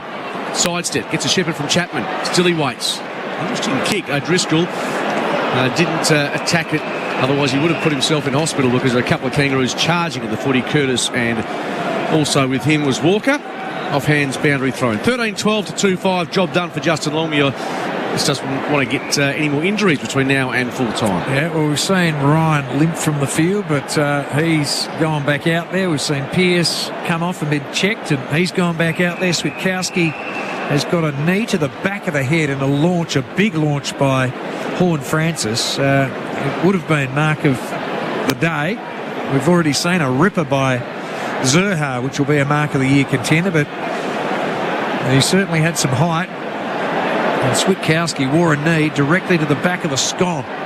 Here's a chance for North Melbourne. They're on their half-forward flank. Walker goes to ground. A good tackle by Simpkin. I tell you what, hasn't he just been absolutely smothered, Jai Simpkin, from North Melbourne tonight? Has he even got into double figures, boys? 10 disposals. Just into double figures, which is well below his 25 possession average. North are playing with a +1 defensively, which just amazes me at this stage of the game. Goldstein, long, Pearce, and he is able to jostle with Coleman Jones, rush it through for a behind, dishes it off to Young, and then Young will boot it back into play. 13-12, 2-6. It is a 72-point lead to Freo on the Kitchen Capital scoreboard. Aidan Young to bring the ball back in. Left foot kick. It's a bullet. It's a beauty. And Erasmus, another of these young players who are emerging. Oh, where was that to? He's missed his target in Clark. Zeeble sprawling. He flicked the hand pass way past his intended target as well. And so now a bit of sloppiness coming in here. Umpire Williamson will call for a ball up, but both players from both sides are unable to be too clean with the football. Simply calling for some reinforcements of the stoppage as Scott gets to his feet. Cox opposed to Goldstein. Horn Francis knocks it forward. He's back to Horn Francis. He left it behind. Brayshaw does well. Gathers to Mundy. Turn to Cox. Brayshaw attempts to break a tackle. Here's Schultz, 50 out. Some loose men. Across to Mundy. Off the right. The veteran loads up, goes long. And there's a roar. Another one for Freo. Well, percentage boost to this. David Mundy adds another dagger for the Kangaroos. It's 14-12-96, north of 2-6-18. Kitchen Capital scoreboard, and once it went to the number 16 with a bit of time, bit of space, it was all over. Well, there's no doubt there, Skeet, but Lockie Schultz just did some good work to create a bit of space for himself, just darted and ducked and weaved, and then just gave it to David Mundy cruising past. And I watched him, I didn't watch the kick, and as soon as it left the boot, he started celebrating and he was going straight through. So he's had a reasonably good night, David Mundy, up to 15 disposals, kicked a goal and just does what he does. Working light performance. I'm amazed that North had a +1 then for a good 3 or 4 minutes then in this last quarter, down by 70-odd points. It was Core doing it, and he was actually just over Johnny on the spot, went over his head, caught the piggy in the middle. So I don't know what the coaching staff are doing there with that +1. Back in the middle, Darcy got a little fist on it. Brodie to Brayshaw, who dobs it back in short. Wasn't 15, so Mundy. Brodie. Clark comes up to assist. Chapman goes through his fingertips. Curtis a chance, gets bundled over. So now there is going to be a little bit of a wrestle. Eventually it is McDonald who's the leading possession winner for North Melbourne. Off then I think to Zurha. Now to Marnie, who gets his touch to the attacking 50. There's a infringement and will go the way of Freo, and it will be Ryan. Crossfield kick. Perfect for Pearce. His foot pass is good to Erasmus. Fremantle really doing as they like. Another Docker just being attended to out there. Brayshaw this time, but he pushes the physio away, so he's okay. As Banfield, meantime, kicks the foot into half forward. Walters got rid of his opponent. That was Young twice, and then Pearce in front of Bosanavalagi. Couldn't take it. Knocks it down. Schultz. Alex Pearce again on the forward. Yeah, Schultz. I hear Sperry laughing. That's every time I know. I thought you were laughing at Bosanavalagi. I thought I got him wrong. You got him right. I got him wrong. Remember that? Yeah. At least they get the tough names wrong, just not the wrong people entirely. Schultz. I got it. I called a bloke. Dick. Yeah, I called him Dick for a whole quarter. And the only Dick was me. Dick wasn't even out there. He's inside 50. It's knocked down. Oh, as the footy is still bubbling around by hand. And North can escape, but it's all been hard. Perez got some runners inside, which is handy. Turner receives and now gives a bit of space. Opens up here for Taylor. Nothing long. He just dobs it to the top of the square. Alex Pearce has recovered from that ankle, so he shows some speed. He's got Brayshaw. If he just dobs it over the top, he does that. And Fremantle are in safety areas now because, that's at the feet. A bouncing ball for Brodie. So they've turned it over again. Opportunity. 45 out. Curtis. Worried out of it. Brayshaw won it back. Cross to Brodie.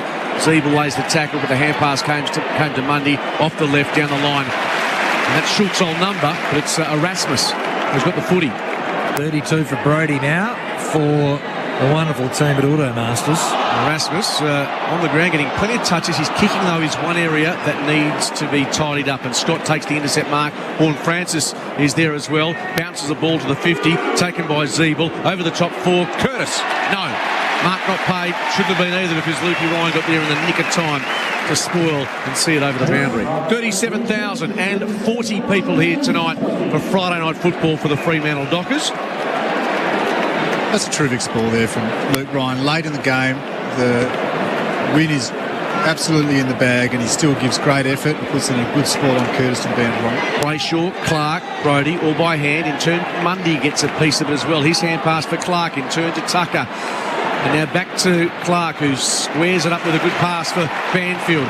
On the wing, he's got Ace through the middle. Uses him now. Will he use Cox? No, he decides to delay. Oh, that's not great. Hand pass because it puts Cox under the pressure. Goes to ground. And Melbourne win it back. Although Zeebel's under siege here. Cox somehow gets it to Ace. Over the top. Erasmus. Amos. Little tap on for Banfield. His kick is going to be taken by Scott. And Carl, the Kangaroos can get away from defence. Yeah, Erasmus picking himself up a little bit slowly behind play on his haunches. Keep an eye on him. Tanners north through Simpkin. Go out wide to Horn Francis. We go back to Simpkin. They're on the wing, North Melbourne. Trying to advance. Trying to increase their 26 inside 50s. There you go. There's one. Make it 27 and Zerha. Not as good as the mark earlier in the game, but he takes one on his own. 10 any news.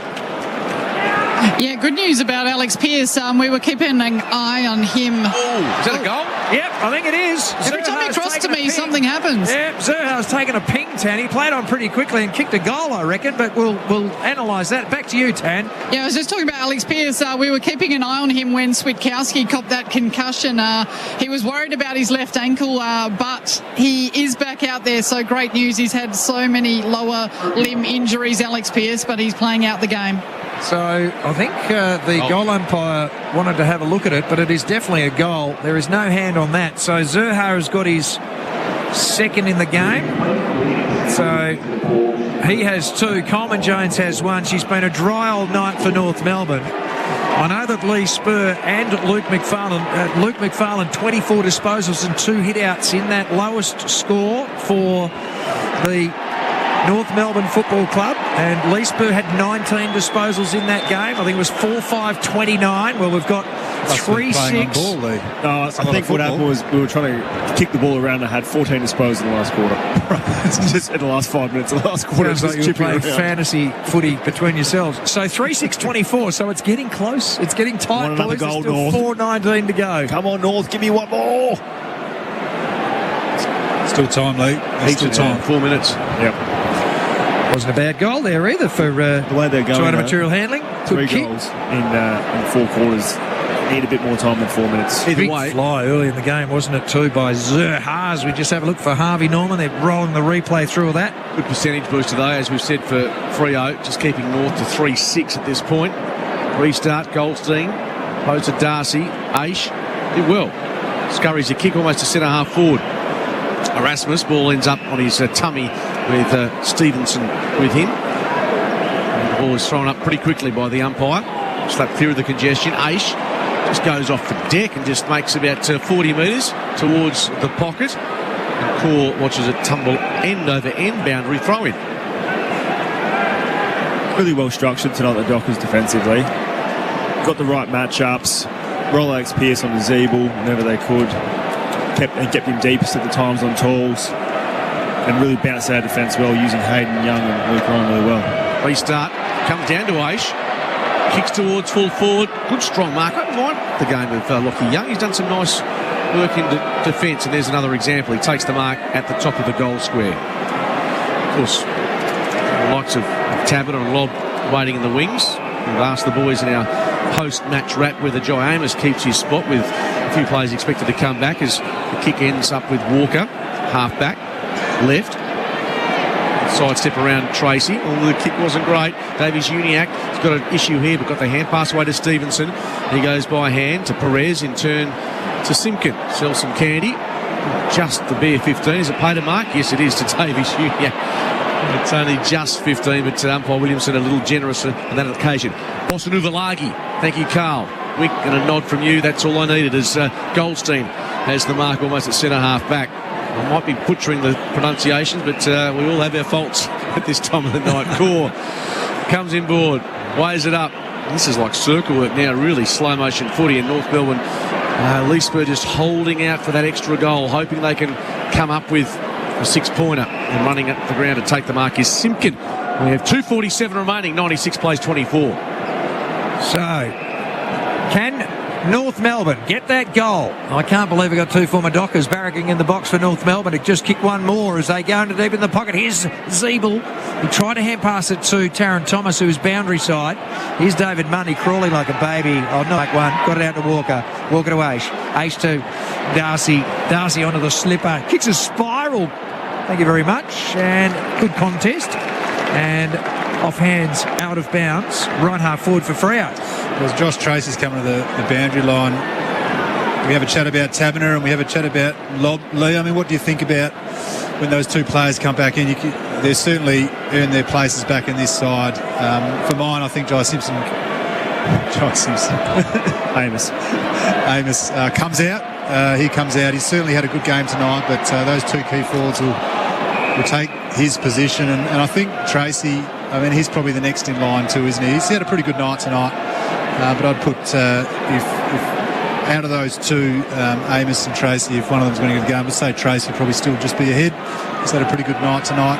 The big guy almost hasn't kicked the same number of goals as young Amos, but he's had a really good time tonight, Amos. He's had an experience of AFL football, and he'll go back and continue that at Waffle level. Well, hasn't looked out of place. That's the point. He got out muscled in a couple of contests, but he's got a beautiful left foot kick. I think that is, one thing we can see is he's got great timing there. Amos off to teammate Walters. Kick to the pocket. Down there this time is Schultz. And he can't take the mark. Big Screen had a sign saying go into the field. It's either 12 months imprisonment or $12,000. So I'm not expecting the guys to go to prison, but it might be 24 grand just jumping into someone's kick.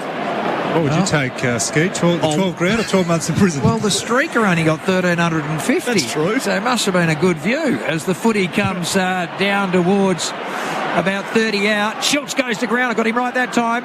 Then Stevenson off to his teammate. He just kicks the footy out to open space. And now there's a foot race on. And Bosanu Valagi.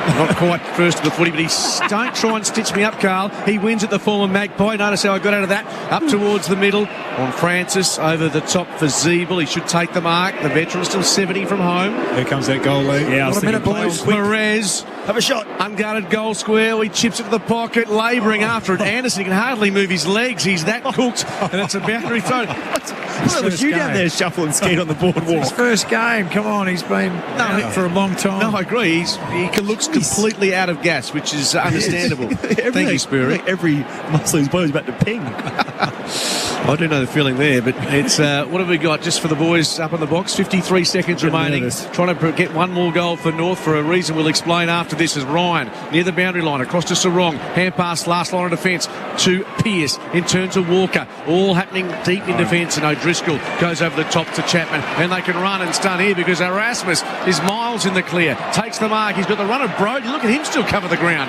On the wing, is there another goal left in Fremantle? A kick towards half forward. Amos got rid of his man. Then took a chuckling mark. 70 from goal. Kicks into the pocket. Mark taken by Lockie Schultz. And he'll probably kick after the siren to crack the 100 for Fremantle in this round 8 contest. Good ball movement. Really good. Amos pulled back and he's pulled the trigger. And Lockie Schultz, good lead. He was opposed to Goldstein. He was lumbering at the big ruckman, but he hit up strong. Nice mark and he kicked truly. And Lockie Schultz will have the last say in this match. 40 metres out. For goal number 15 of the night. Schultz puts the exclamation mark on a magnificent Fremantle victory. They cracked the century.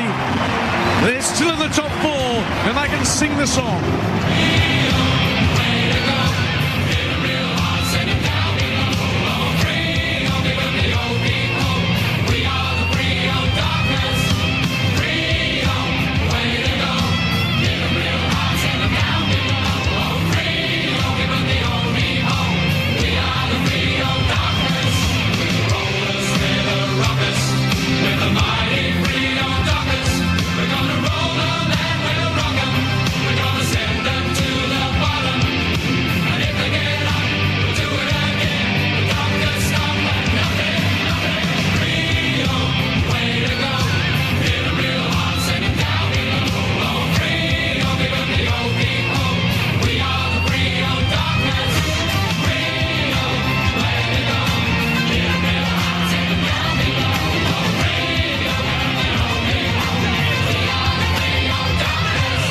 Final score 15-12, 102 to the Kangaroos, 3-6-24. The margin 78 points.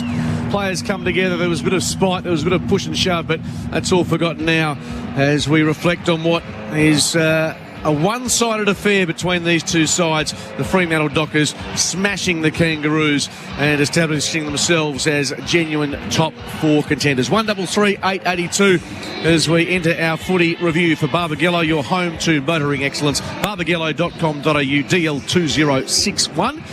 Luke McFarlane, Lee Spurter. Recap what was a pretty good night for Freo. Yeah, well, they did what they had to do, Lee, and before the game we spoke about these types of games. If you're a top four contender and you really want to be up there at the business end of the season, you need to stamp these games, and that's exactly what they've done tonight. We saw pristine ball movement, end-to-end stuff from Fremantle Dockers that we've become accustomed to, and then just that harass and heat on the ball and that chase and tackle and turnover that we've become so used to, and it really is a hallmark of the way they play. They've even been in control with clearances tonight as well, which isn't always their strength, but they've been a complete domination of this football side. You consider North Melbourne only getting the 3 goals tonight, and the sheer spread of goal kickers tonight, Lee. Jordan Clark kicked a goal, David Mundy kicked a goal, Hayden Young kicked a goal, Bailey Banfield a couple of goals, Walters a couple of goals, Darcy kicks a goal, Driscoll kicks a goal, Brennan Cox, the defender, kicked a goal, and Swikowski a couple of goals, and the young debutant Jay Amis kicked a couple of goals also. So it's been an absolute thrashing by the Fremantle Dockers and a really good team effort. And what's so important about stamping and monstering a side is that it takes what you highlight with Luke Ryan. It's the last quarter.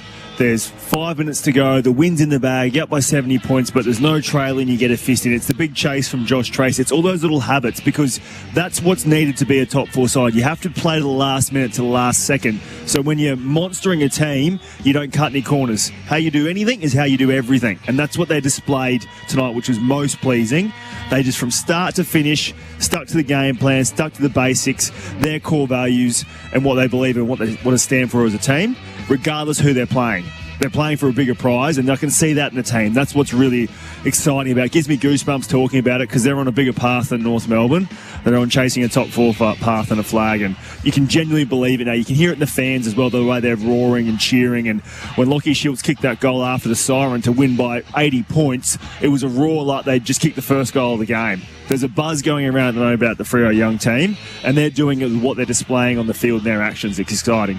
And what's so great too, Lee, is, their away form. That was always going to be the challenge this year, to see how many games of footy they could win away. And you think of the wins they've had. They beat Adelaide over there just by a point. It wasn't a convincing win, but it got them on the board for away wins. And then what they did against Essendon, that was really pivotal, I thought. They stamped that game, Essendon at Marvel Stadium, which wasn't going to be an easy game, but they made it so with their slick ball movement.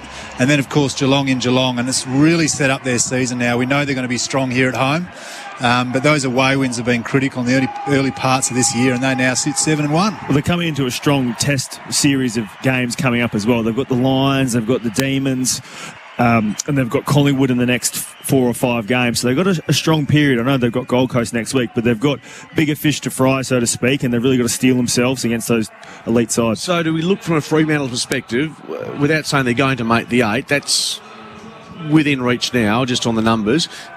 Should they be looking just in the back of their mind? It's top 4 now. Sitting first on the ladder as it stands, live ladder. Absolutely. But is it top 4 if you play well enough from here? You've set your season up, as you say, boys, but from now you have to be aiming for top 4. Is that being a bit too far ahead in the distance? No, certainly not. They're playing the kind of football that is putting them up in the top 2-3 teams in the comp, and so they should absolutely be eyeing off top 4.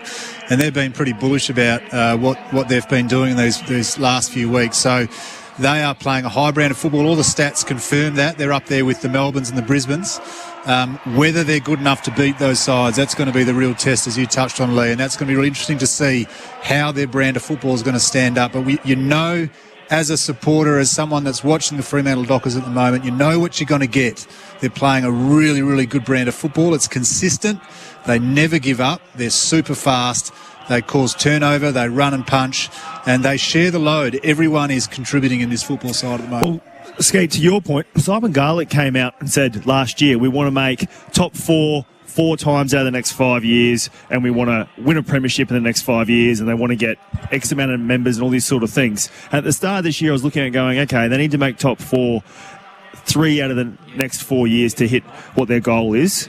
And I was like, I don't know if they can do it this year. But now at the moment, you're sitting here going, I believe they can make top 4 this year from what they're displaying. And Simon Garlick, his bold prediction that he put out, I actually think it's really achievable now. What you're seeing them displaying, the core group of people that they've got and the players they're investing in. And again, you think of the players that are out of this side tonight. Akers is out of the side. Collier's out of the side. Frederick is out of the side. Lobb out of the side. Logue, how terrific was he last week, is out of the side.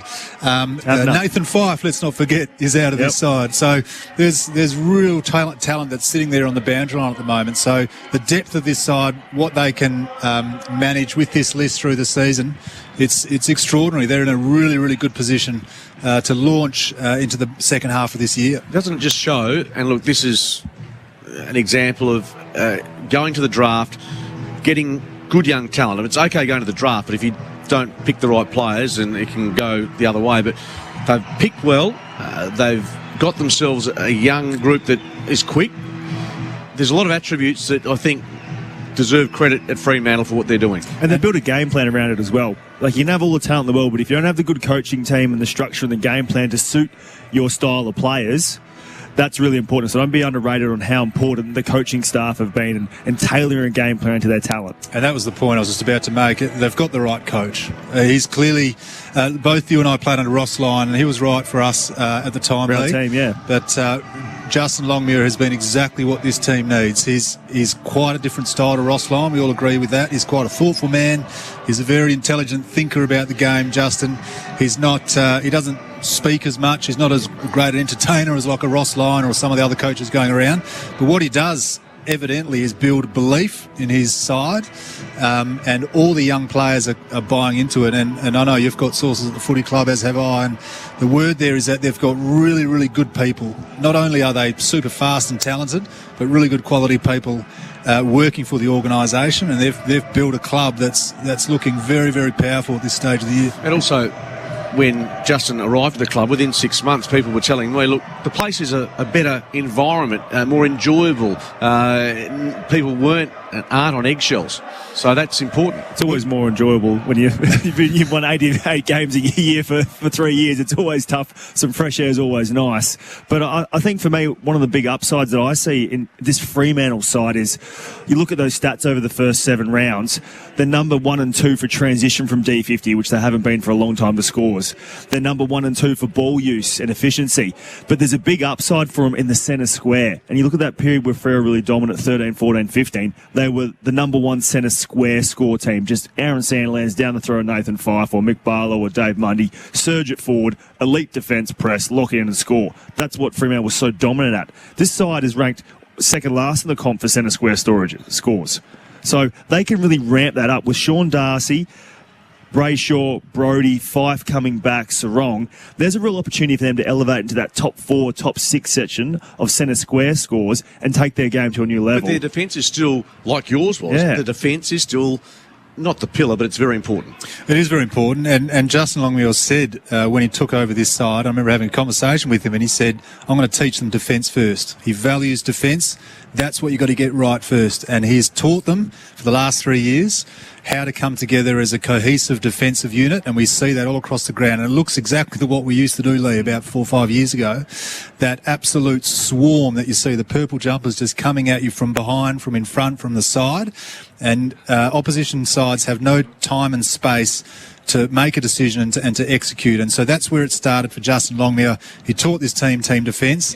He's got the talent and the nous for them to execute it on the ground, and they're doing that so well. But now what they've added is this counterpunch football, which they're able to turn the footy over, particularly in their front half, and then they go bang, back through the corridor, out the open side, and they've got the speed and the talent in that forward half to kick a score, and we're seeing that tonight. 102 points, 15 goals, and a raft of different people that lobbed up to kick goals, Skeet. Yeah, you mentioned the defensive pressure and the swarming. The game that you both would remember very fondly, the prelim final at Subiaco against the Sydney Swans. Every time a red and white jumper had the footy, they were just overcome. And look, they're a long way off getting to a prelim final, but that is the type of play that is going to take you a long way during the course of a year. Yeah, the manic pressure that they're putting on, led by Switowski. Oh, they'll get it right eventually by the end of the year. But Schultz, Frederick when he's in, Collier when they're in, they're just bringing that elite heat and pressure. And then you see Josh Tracy is chasing and tackling. This is a big key forward. 100 kilos, what's his exact stats here, Josh Tracy? 198 or whatever he is. Sprinting out, chasing out small bouncing defenders, doing a fantastic job. That's the culture they're bringing, and it's the right blueprint. But what I like about this side, which is I think something we didn't really have as an ace up our sleeve, is that ball movement from defence. They're some of the slickest in the competition, and we didn't quite have that spread in that period. So I think that's an advantage this side have got, and they can only go from strength to strength. And you talk about Josh Tracy and the effort that he's showing, and that's competition for spots too. Like there is a lot of players that can come into this side and play a role, and you can see that. You might think you're one of the better players in this side. You step out, the team's fine without you. They'll carry on and keep winning games of football, and that's putting a lot of pressure on everyone. So everyone's playing on edge because they know at any given time, if they drop their edge or don't perform to the standard, that someone else will come in and they'll do it. So that's also healthy. It's healthy competition amongst the players down there at the Freo Dockers. And we've talked about game plan, we've talked about attitude. Probably the big thing, though, and let's be honest, if you've got a healthy list, it helps. It's going to go a long way to being able to get results. I know it's very basic, but you can just see with this group now, just having, and look, they've had some issues, by the way. Not like they've had a full list every week, but they've got a bit of depth now, and yeah, it's exciting for Fremantle fans. That's a good point, because in 2017 the Dockers were 6-3 at round 9, and then got a lot of injuries, and they lost 11 of the next 13 in 2017. So it's a really good point that you make there, Skeet, is having a healthy list and getting the strength and conditioning right and to the style of play that the coach wants is really important. And I think you talk about defensive structures too, and like Alex Pearce, for one, has been able to play or string together a few games of football, and we haven't seen that for many years, and it still remains to be seen whether he can run out a full season. But how critical is he to their defensive structures? The way he sets things up, he's obviously the acting captain at the moment, but he sets things up so well at the back. He plays that wicketkeeper role, he takes out their best forward, he's doing all those things, and he allows and brings all those runners into the game because he's given the contest handball off to all those great young players, and Young and Chapman and Clark just run and bounce out of that back line. So it's really important that he stays on the field and stands up for 22 rounds. Luke McFarlane, Lee Spur giving their thoughts after the Fremantle Dockers took care of North Melbourne 15-12, 102 to 3-6-24. This is our footy review thanks to Barbagallo, your home to motoring excellence, barbagallo.com.au. Stay with us. We'll head downstairs with Tanya Armstrong, hear from someone from the Fremantle Dockers. Take your calls, 133 882. Plenty more to come. We're here until 10 o'clock. 6PR for Kitchen Capital is football. Tonight, 6PR is football with the big game on at Optus Stadium. But after the call, join me, Todd Johnston, for some Friday night free-for-all. Yes, the night shift. We'll get busy after the footy, so stick with us on 6PR and let's kickstart that weekend. Oh, and by the way, good luck in your footy tipping. Who's in and out this week? Need a Mother's Day gift in a jiff? Get free fast delivery on big brand fragrances from Chemist Warehouse. There's Narciso Rodriguez for her 100ml, $79.99. Paco Rabanne Lady Million 80ml, $99.99. Victor and Rolf Flower Bomb 50ml, $129.99. And Dior J'adore 100ml, $189.99. Spend $30 or more on fragrances to get free fast delivery within 3 hours. Offer ends 3 p.m. local time, 8th of May. Chemist Warehouse. Great savings every day. The Isuzu D-Max is born to rock. With DAB Plus digital radio, integrated voice command and wireless Apple CarPlay as standard across the range. Hurry to your local Isuzu U dealer today. With tax time approaching, it's time to take advantage of the federal government's instant asset write-off. It's also a great time to speak to Toyota about a new forklift for your business. Check out their huge range of quality Toyota forklifts, pallet jacks, walkie stackers, reach forklifts, and more. With legendary reliability and safety, plus cleaner, greener electric options. It's all part of the Toyota forklift advantage. For more, visit toyotamaterialhandling.com.au. Get a Toyota forklift. Terms and conditions apply. Right now, Solar Heart has 500 smart reasons for replacing your old water heater with a new Solar Heart system. Smart reasons like saving on your energy costs. future-proofing your home and cutting your carbon emissions. Not to mention a smart $500 trade-in when you upgrade to any of Solar Heart's energy-saving water heaters. Stop pouring money down the drain with your old water heater. Get smart with a $500 trade-in from Solar Heart. Terms and conditions apply. Merv, come away from that window. Oh dear. Merv can't take his eyes off the neighbour's lawn. He can't work out how their lawn is so green and immaculate when his is dry and patchy. It's got to be fake. It's not fake, Merv. It's Positively Green, a Greenkeeper standard lawn care plan for stadium-quality manicured lawns that turn neighbours like Merv positively green with envy. Are you sure it's not fake? Positively Green. Get your free personalised lawn report at positivelygreen.com.au. When you work every day from dawn till dusk, sometimes in mud, sometimes in dust, the clothes on your back have to keep up with the pace. And if they're not from Work Clobber, they're just not in the race. So when there's work to be done, Work Clobber can take anything you dish out. There's nowhere better to get your work gear than Work Clobber's 8 trade stores. They're everywhere. Balcatta, Cannington, Kelmscott, Midland, Morley, O'Connor, Canning Vale and Joondalup. Or check out workclobber.com.au. Liquorland has the perfect gift for mum, like a bottle of 4 Pillars Bloody Shiraz gin for just $80 each. So head into your local Liquorland today or shop online and collect your order in just 30 minutes. T's and C's apply. Details online. Rumour has it, it's an eye-catching, fun-to-drive, compact-sized SUV. Then it could be yours. And when you win it, rumour will become fact. Be part of the John Hughes 6PR rumour file for a chance to win a weekly prize of $250 cash and a brand new Hyundai Kona, valued at $29,290 drive away. Thanks to John Hughes Hyundai, WA's top-selling Hyundai dealer. Absolutely. The rumour file, weekdays after 7 on 6PR Breakfast. The 2022 Toyota AFL Premiership season is brought to you by Kitchen Capital. Designed and built in 4 weeks. kitchencapital.com.au. 6PR is football. But he has a minute. Oh, sorry, Tam. Oh, my goodness. That was right in front of you for Solar. Put his knee right through Switkowski, and Switkowski, Tan, hasn't got up. Is he okay? No, he's holding his head on the ground. Looks like he copped a big knee from Horn Francis in the back of the head. Horn Francis didn't quite take the mark. I'm tipping that could be a week out for Switter just on the back of concussion. Oh, it's horrible to look at. Tucker to Banfield. Overlap run. Young goes bang! And sends it home. Goal of the day for Fremantle. The goal number 15 of the night. Schultz puts the exclamation mark on a magnificent Fremantle victory. They crack the century. They're still in the top 4 and they can sing the song.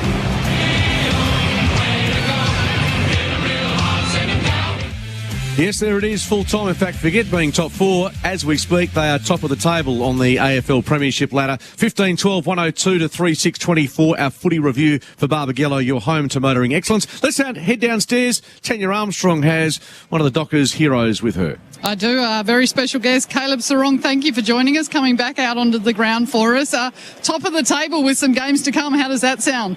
Yeah, it's pretty special, I think, for us. We're just after consistent effort, and I think the first 8 rounds have shown that. We've come out each week and played our brand, and that shows on the ladder, but obviously there's a few games to come, and so we're not reading too much into it. We're just trying to play our footy.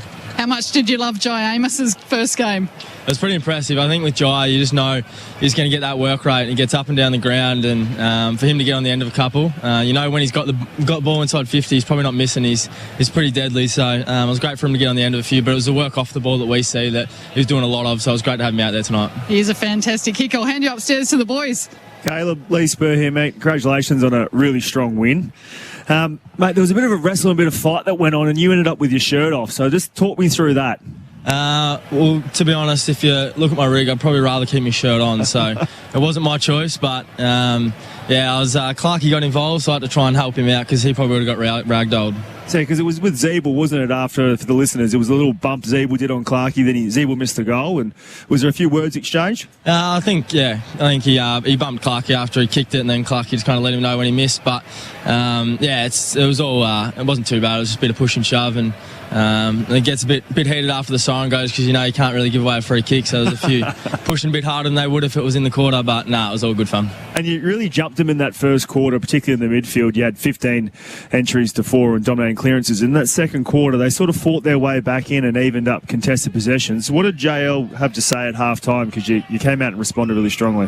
Yeah, as a midfield group, I felt like we started really strongly in the contest and around clearances, but in that second quarter, we kind of went away from our brand a little bit, and we're sitting off and kind of waiting a little bit for the easy ball at times, and we just wanted to resurrect that, and in the third quarter, I felt like we got our body work right, and we were able to win the footy from there, and it started in the contest, and we were able to get some good looks from there, but that was kind of the message after that second quarter.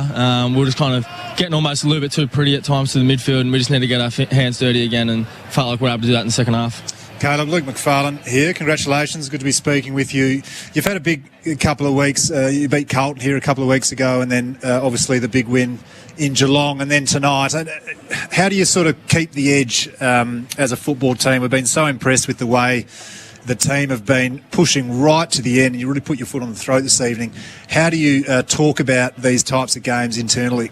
Well, internally we've got a trademark that we live by every day, and that allows us to anchor back and focus on what's important, and tonight that was playing out the 4 quarters, and we want to be a really consistent team that prides ourselves on our game plan and playing to our structure, and like I said, playing to our trademark. So that was really pleasing tonight. We were able to play out the 4 quarters, and at times we probably weren't able to get the reward we would have liked, but I felt like our effort, our pressure was right there to the final siren, and that's one of our key pillars of our game, that pressure and defensive aspect, so I felt like we were able to do that tonight. Caleb, you've got such even contributions across your whole team. You had 11 individual goal scorers this evening, and you just feel like there's no weakness in any of your zones at the moment. Is that the way you feel out there? Yeah, it's really pleasing to see guys like Jai come in and really impact, and we got guys that were playing different roles. Liam Henry's been playing up on the wing at Peel, and he was able to come in tonight and play up forward and play his role for the team, and felt like we're able to really do that. We're able to have guys play to their strengths, and at the moment that's working for us. But for us, we got guys playing their roles and it's working. So we're just going to keep doing it, and that's something we really value internally. Caleb, Mark Redding, so you had some COVID challenges during the week, so it's going to be a constant obstacle or two along the way. But the promising news, you get the victory, and you've got some choices at selection moving forward, which hasn't been the case the last couple of years. Yeah, it's really exciting. I think the biggest thing for us is that depth, and what the guys are doing down at Peel that are doing their stuff down there has been really exciting. We kind of value really highly those guys that are going down and playing their role down there and really leading the charge down there. So I think that ability to reward those guys that are doing the hard yards at times and going and playing those games has been really, really pivotal for us to reward that. And then when they do come in, they know what their role is and they're able to execute. So for us, we're just continuing to value those things, and it's holding us good stead at the moment. And Caleb, you've become so efficient as a football team when you go inside your forward 50, and you were that tonight again. And that was always a bit of a slight last year in terms of that connection forward to centre with your mids and your forwards. What's working so well this year for you? I think just that continual practice and growth as a team. We've had another pre-season working on that connection. We've got some guys getting some continuity back there, and I think we're just playing as really good team footy. So we've got the talls bringing it to ground or helping each other out, and you got the smalls getting to work at ground level, but they're also laying some really good blocks for our talls to give them a good look. And I think as a midfield group, we're just continuing to get better at, I guess, kicking it to the talls' advantage or lowering our eyes, that kind of balance. And I feel like we're only just scratching the surface of that, and it's only going to get better, so it's really exciting. And speaking of some of those talls, Jai Amos tonight, the debutant, he moves pretty well, doesn't he? Yeah, he's pretty impressive. I think with Jai, he's only going to get better. But the amount of work he's done in his leading patterns with the coaches, Adam Reid as a development coach up forward, and you saw it there tonight. But the way he was able to kind of wrestle a few times and protect the drop of the ball and take a mark was pretty impressive. So he's only going to get better, but it was really exciting tonight. Hey, Caleb, congratulations. Well done. May it continue. The Gold Coast Suns this week, and I know Fremantle fans will sleep well tonight. Thanks for your time. No worries, guys. Thanks for having me. Caleb Sarong from the Fremantle Football Club joining us on 6PR Footy as part of our footy review for Barbagallo. Another good night at the office for him. 27 disposals for Caleb Sarong, and we knew he was a gun midfielder and developing after what he did last year, but just building on that depth that they've got at Fremantle, and certainly they're in a good space. By the way, Fremantle scored 90-plus points 4 times last season. They've done it 4 times already in 2022. Let's get into the segment which we like to touch on here, the SNL Salvage Demolition Experts and Salvage Experts. Our winning team, I'd like to hand this to you, Lukey. Who demolished the opposition from a Fremantle perspective? Oh, look, it's hard to go past Will Brodie. I thought he was terrific tonight. 37 disposals, 3 rebound 50s, 5 inside 50s. He was just bullocking, and he seemed to be so dangerous around the stoppage. He was getting out corridor side, he was getting out the front of the stoppage. They couldn't tackle him. He just did as he pleased tonight. Will Brodie for me. And Spurry, sorry to do this to you, but I'm giving you what could North Melbourne, if anything, salvage out of the game when you score 3-6-24? Well, they've got another game down the season, so they're one game closer to the end of the season and off-season and rebuilding. So they can salvage that. No, I'm speaking in jest. I think you have a look across it, you think, it's been a tough day, but I really like what Zerha can do up forward. I think if he gets some more entries and some more opportunity, that launch he did, an explosion, he's a really powerful player. Get a big pre-season into him, get some midfield time, and he might be able to couple him with Zeeble. And also the number 1 pick, Horn Francis. I like the chase downs he did. He chased down Walker and he chased down Switowski, both. And they're both 2 really quick players. He got after him and chased him. And I didn't know he had that turn of speed. So he got to get the eyes on the number 1 draft pick. And I just hope that he doesn't get disgruntled by these, 100-point losses, doesn't affect him negatively. I hope he stays positive, continues to try and play a good brand of football, because he's obviously a super talent. But I hope they can nurture that and bring that out of him and make him be the player he can be. Can be quite demoralising, can't it, for a young player coming into the system and highly touted as he is and going through these types of results. That's Spurry and Luke with 4 SNL Salvage, the demolition and salvage experts who demolish the opposition. And what, if anything, can you salvage out of the game? Thanks to our good friends at S&L Salvage. 133 882. Last week, Eagle supporters were on the phone baying for blood. They wanted players sacked. They wanted changes left, right and centre. The Dockers have won tonight by the best part of, 12, 13 goals. Not one call. Well, I'm most upset about them breaking our record. We had kept them to 29 points in 2013, and now they're 24. Let's go downstairs. David Noble, North Melbourne coach, is addressing the media. I thought our guys probably continued. I thought they continued to try and rally to the end. But when you give the ball back as often as we do in periods of the game that are, crucial when you get possession against good teams, you've got to take your opportunities. And at the moment, look, Freo aren't sitting on where they are in the ladder because they fluked it. They've got great systems. They're hard to penetrate, but when you give the ball back, you get punished severely, and that's what I think that was a major part of. We've got other parts of our game, but I thought that was a major part tonight. Is there something you can do about that urgency? Well, you can go a bit slower. You can try to sort of play, but that tends to sort of lead into a bit more of a slower style of game. I'm not sure that's the way we want to play.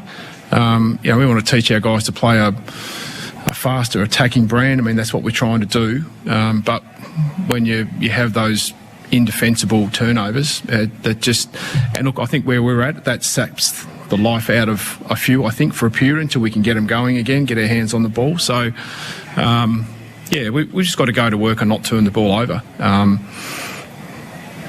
Make better decisions with the ball in our hand. There's been a few heavy defeats in a row. Yeah. What's the message to the players to keep that belief up? We've got to stick together. You've got to find the positives out of it. We've been doing a lot of work behind the scenes on our contested footy. Again, we didn't fare too well in clearances tonight, between the arcs and behind the throw-ins particularly. We addressed our centre bounce. Just seems like each week we've got one thing that sort of pops up where we get, severely taken advantage of. So we've been trying to work on our defence and our contested ball. It doesn't feel like it, obviously with the scores from a defence, but from that side of things, again, when you sort of hand the ball back with the margins that we have with our turnovers, we're conceding a fair bit of score against in that side of things. So we just got to keep fighting. We just got to keep going to work. I think the players are really diligent at the moment. Back in Melbourne, I think they're trying really hard to address those issues. I've got absolutely no issue with the work ethic that our players are showing back at training. What's the confidence levels like? Sometimes it seems like players are more worried for their own skin and they're not going off when they should. I think that's what happens, isn't it? You know, you're trying to bank in the system and you're trying to build that trust from the next player behind you with that layer coming through. And I think you're right. It looks like at times that they don't have that confidence in one another. I think that's what happens when you get those turnovers and you get those errors that tend to litter your game. You then hedge your bets a bit rather than, our game, as in the AFL, you need to defend the ground. It's turned into a defensive, territorial type of game. And we're not able to do that. And when we lose that first application of pressure, I think it hesitates that guy from behind and then we get in trouble. So how do you get that trust back now? Well, we're working on it. It doesn't seem like it, but we are working really hard on our defensive measures. We put walkthroughs in, we're putting breakdown, putting educational pieces in around that, and we have done through pre-season. We're not only just doing it, but it's just not coming to hand at the moment. So we'll have to go back and readdress that again and see if we can just make sure that the bits that we want to put in place and try and play a front half, game, we just got to keep going to work on it. Perceived pressure can often be just as big as actual. Yeah. But do you think they are now, because of the losses, are thinking they're under pressure as soon as they get the ball, even if they're in space? Yeah, I think that's a fair assumption. We probably felt we weren't too bad last week against the Blues, particularly in the first half. And I think where we're at with our development, you need to take your chances to sort of put that scoreboard pressure on if we can, or to give ourselves some reward in what builds. Tough road trip coming over here, Dockers are flying for good reason, and then when we can't, that pressure builds. We felt we put a fair bit of work into stopping their switch tonight, which we felt was probably pretty reasonable. But then we just open the corridor up and then we turn it over, and then we're fighting our way back to their goal to try to defend it. Tonight you were, on paper, you were older than Fremantle, more experienced than Fremantle. Is it, obviously it's not that simple, and it's not. Is it a case now of getting that consistently each week and to get the confidence up that these losses are taking away? Yeah, well, we'll lean into those older guys that we've got, Jack and Goldie, those guys, Josh Walker, that are in that bracket. We need those guys to continue to support us. We need to just stick together and understand what we're trying to get out, of the next few weeks. And again, that's trying to implement the pieces of our game plan that we want. But yeah, it can be a little misleading. We've got a handful of guys that are over 30. But if you look at guys like Flinny Perez, Curtis Taylor, Bailey Scott, some of those guys that we're trying to bring through with wing roles or running half-back roles, it's a difficult task when you've got that volume of ball coming into your defensive end. Some of those senior players tonight, you don't score a goal in the first quarter. Could you have got more out of them after quarter time to help push through? It's a fair question. We'll certainly be going away and having a look at it and seeing if there's areas of their games that we can actually, improve. I thought Todd's been pretty solid in the ruck the last couple of weeks. He didn't have a couple of weeks before that, but I thought he's done a pretty reasonable job the last couple of weeks, and then I'd have to then reassess where we are with Jack. Sometimes your structure doesn't tend to allow some of those guys to get into the game either. We were playing a forward up around the stoppage a bit, so therefore if Freo drop a number back, then Jack and the other forwards are playing with a number down. That probably doesn't help them at times. But yeah, look, I think it's a fair question. Just ask a bit about Horn Francis tonight, and no suggestion there was anything untoward about it, but he was involved in an incident where someone got concussed, and he seemed a bit shaken by that. Did you have to talk to him? Was he? I didn't see him when he came off the ground. I'm not sure whether it was the actual incident or whether he was a bit cranky with himself for dropping the ball. I'm not sure. Look, he's a strong competitor. It could have been either. I'm not sure. I didn't check with him, but yeah, we'll certainly have a chat to him about that. And Ben McKay, what exactly was the injury and how bad? Seems like it's a medial of some description. Not sure. We tried to get him up and going, strapped his knee up, gave him another chance. We sort of had to move Josh Walker back for that period of time. But yeah, we probably won't know until we get back to Melbourne, I wouldn't think. Like in a lot of pain as well. Yeah, he did. So I'm not sure whether when you get pain with medials, whether they're a good or a bad thing. I know the ACL sort of status, but yeah, it looked pretty sore. So yeah, not sure on that one. Jed Addison's first game back. Yeah. What did you make of him? He looked pretty gassed towards the end. You know, he's done a terrific job to get back into contention. We felt like we had enough load under him to at least play him in that small forward area.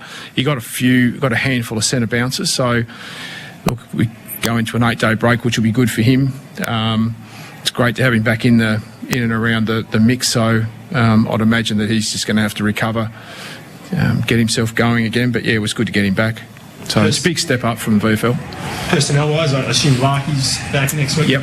Potentially a few others with injury. Not too many. We haven't got a heap. We've only got about 5 or 6 at the moment that are in the VFL tomorrow. So yeah, we haven't got a heap. We've got a few that are more sort of 3 or 4 weeks away. Hawley's still a few weeks away. Aidan Bonner's got a sore hammy, so he's a few weeks away. So yeah, so we haven't got too many returning immediately. So we'll have to just bide our time for a bit more. You can't go to selection and try and jolt a response with a few changes?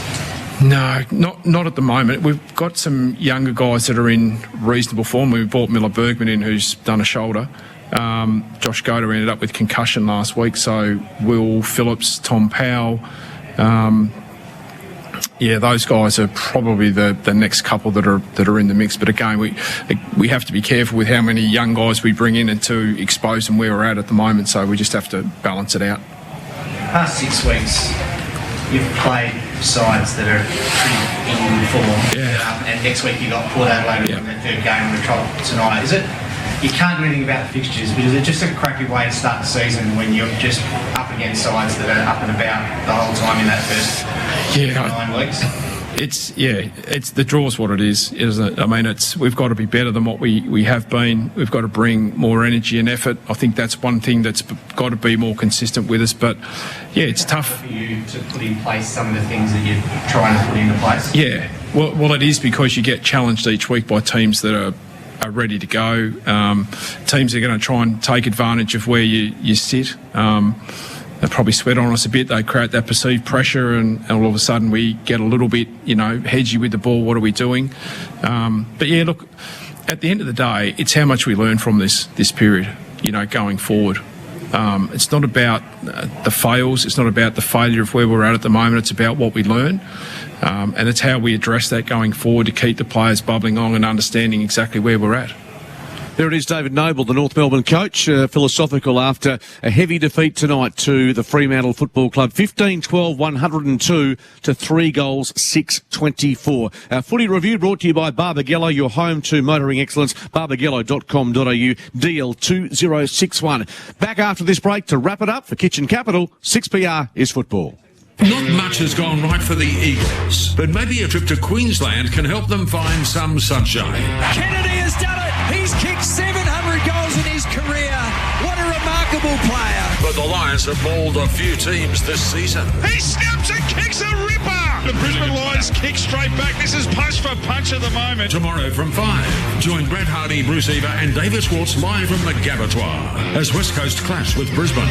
It's the Eagles on the radio with the only call just for West Aussie footy fans. Thanks to Kitchen Capital, designed and built in 4 weeks. kitchencapital.com.au. 6PR is football. Delivering 24/7 essential service to around 2.3 million customers in West Australia, Western Power is on the forefront of greening the grid. We asked what exactly is greening the grid.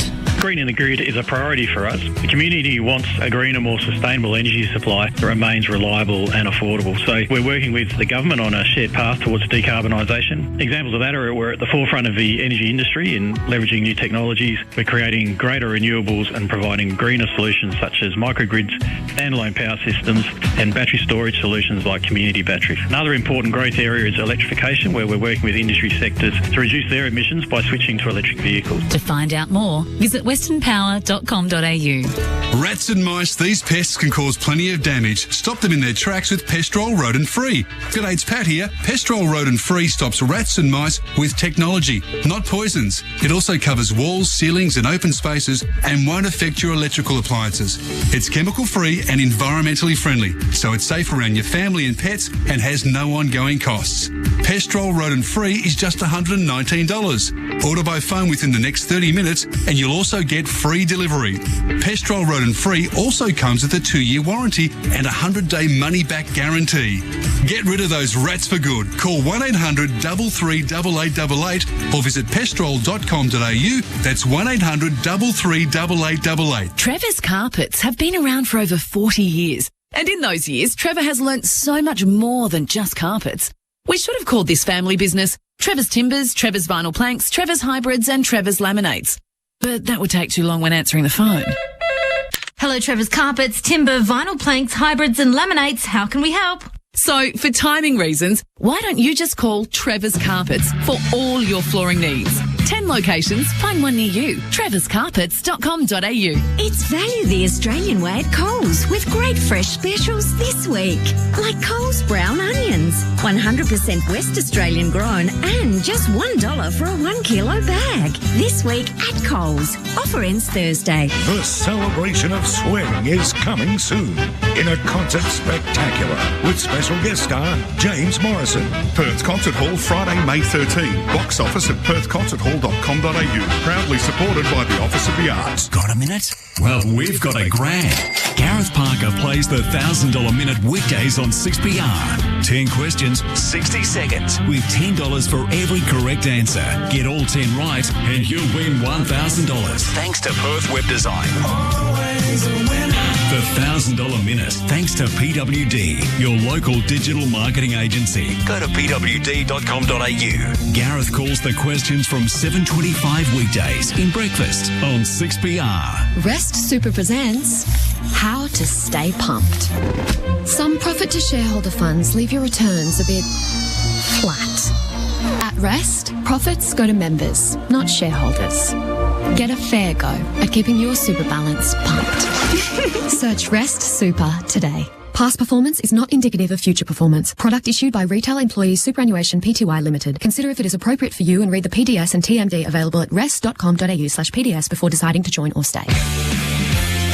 The 2022 Toyota AFL Premiership season is brought to you by Kitchen Capital.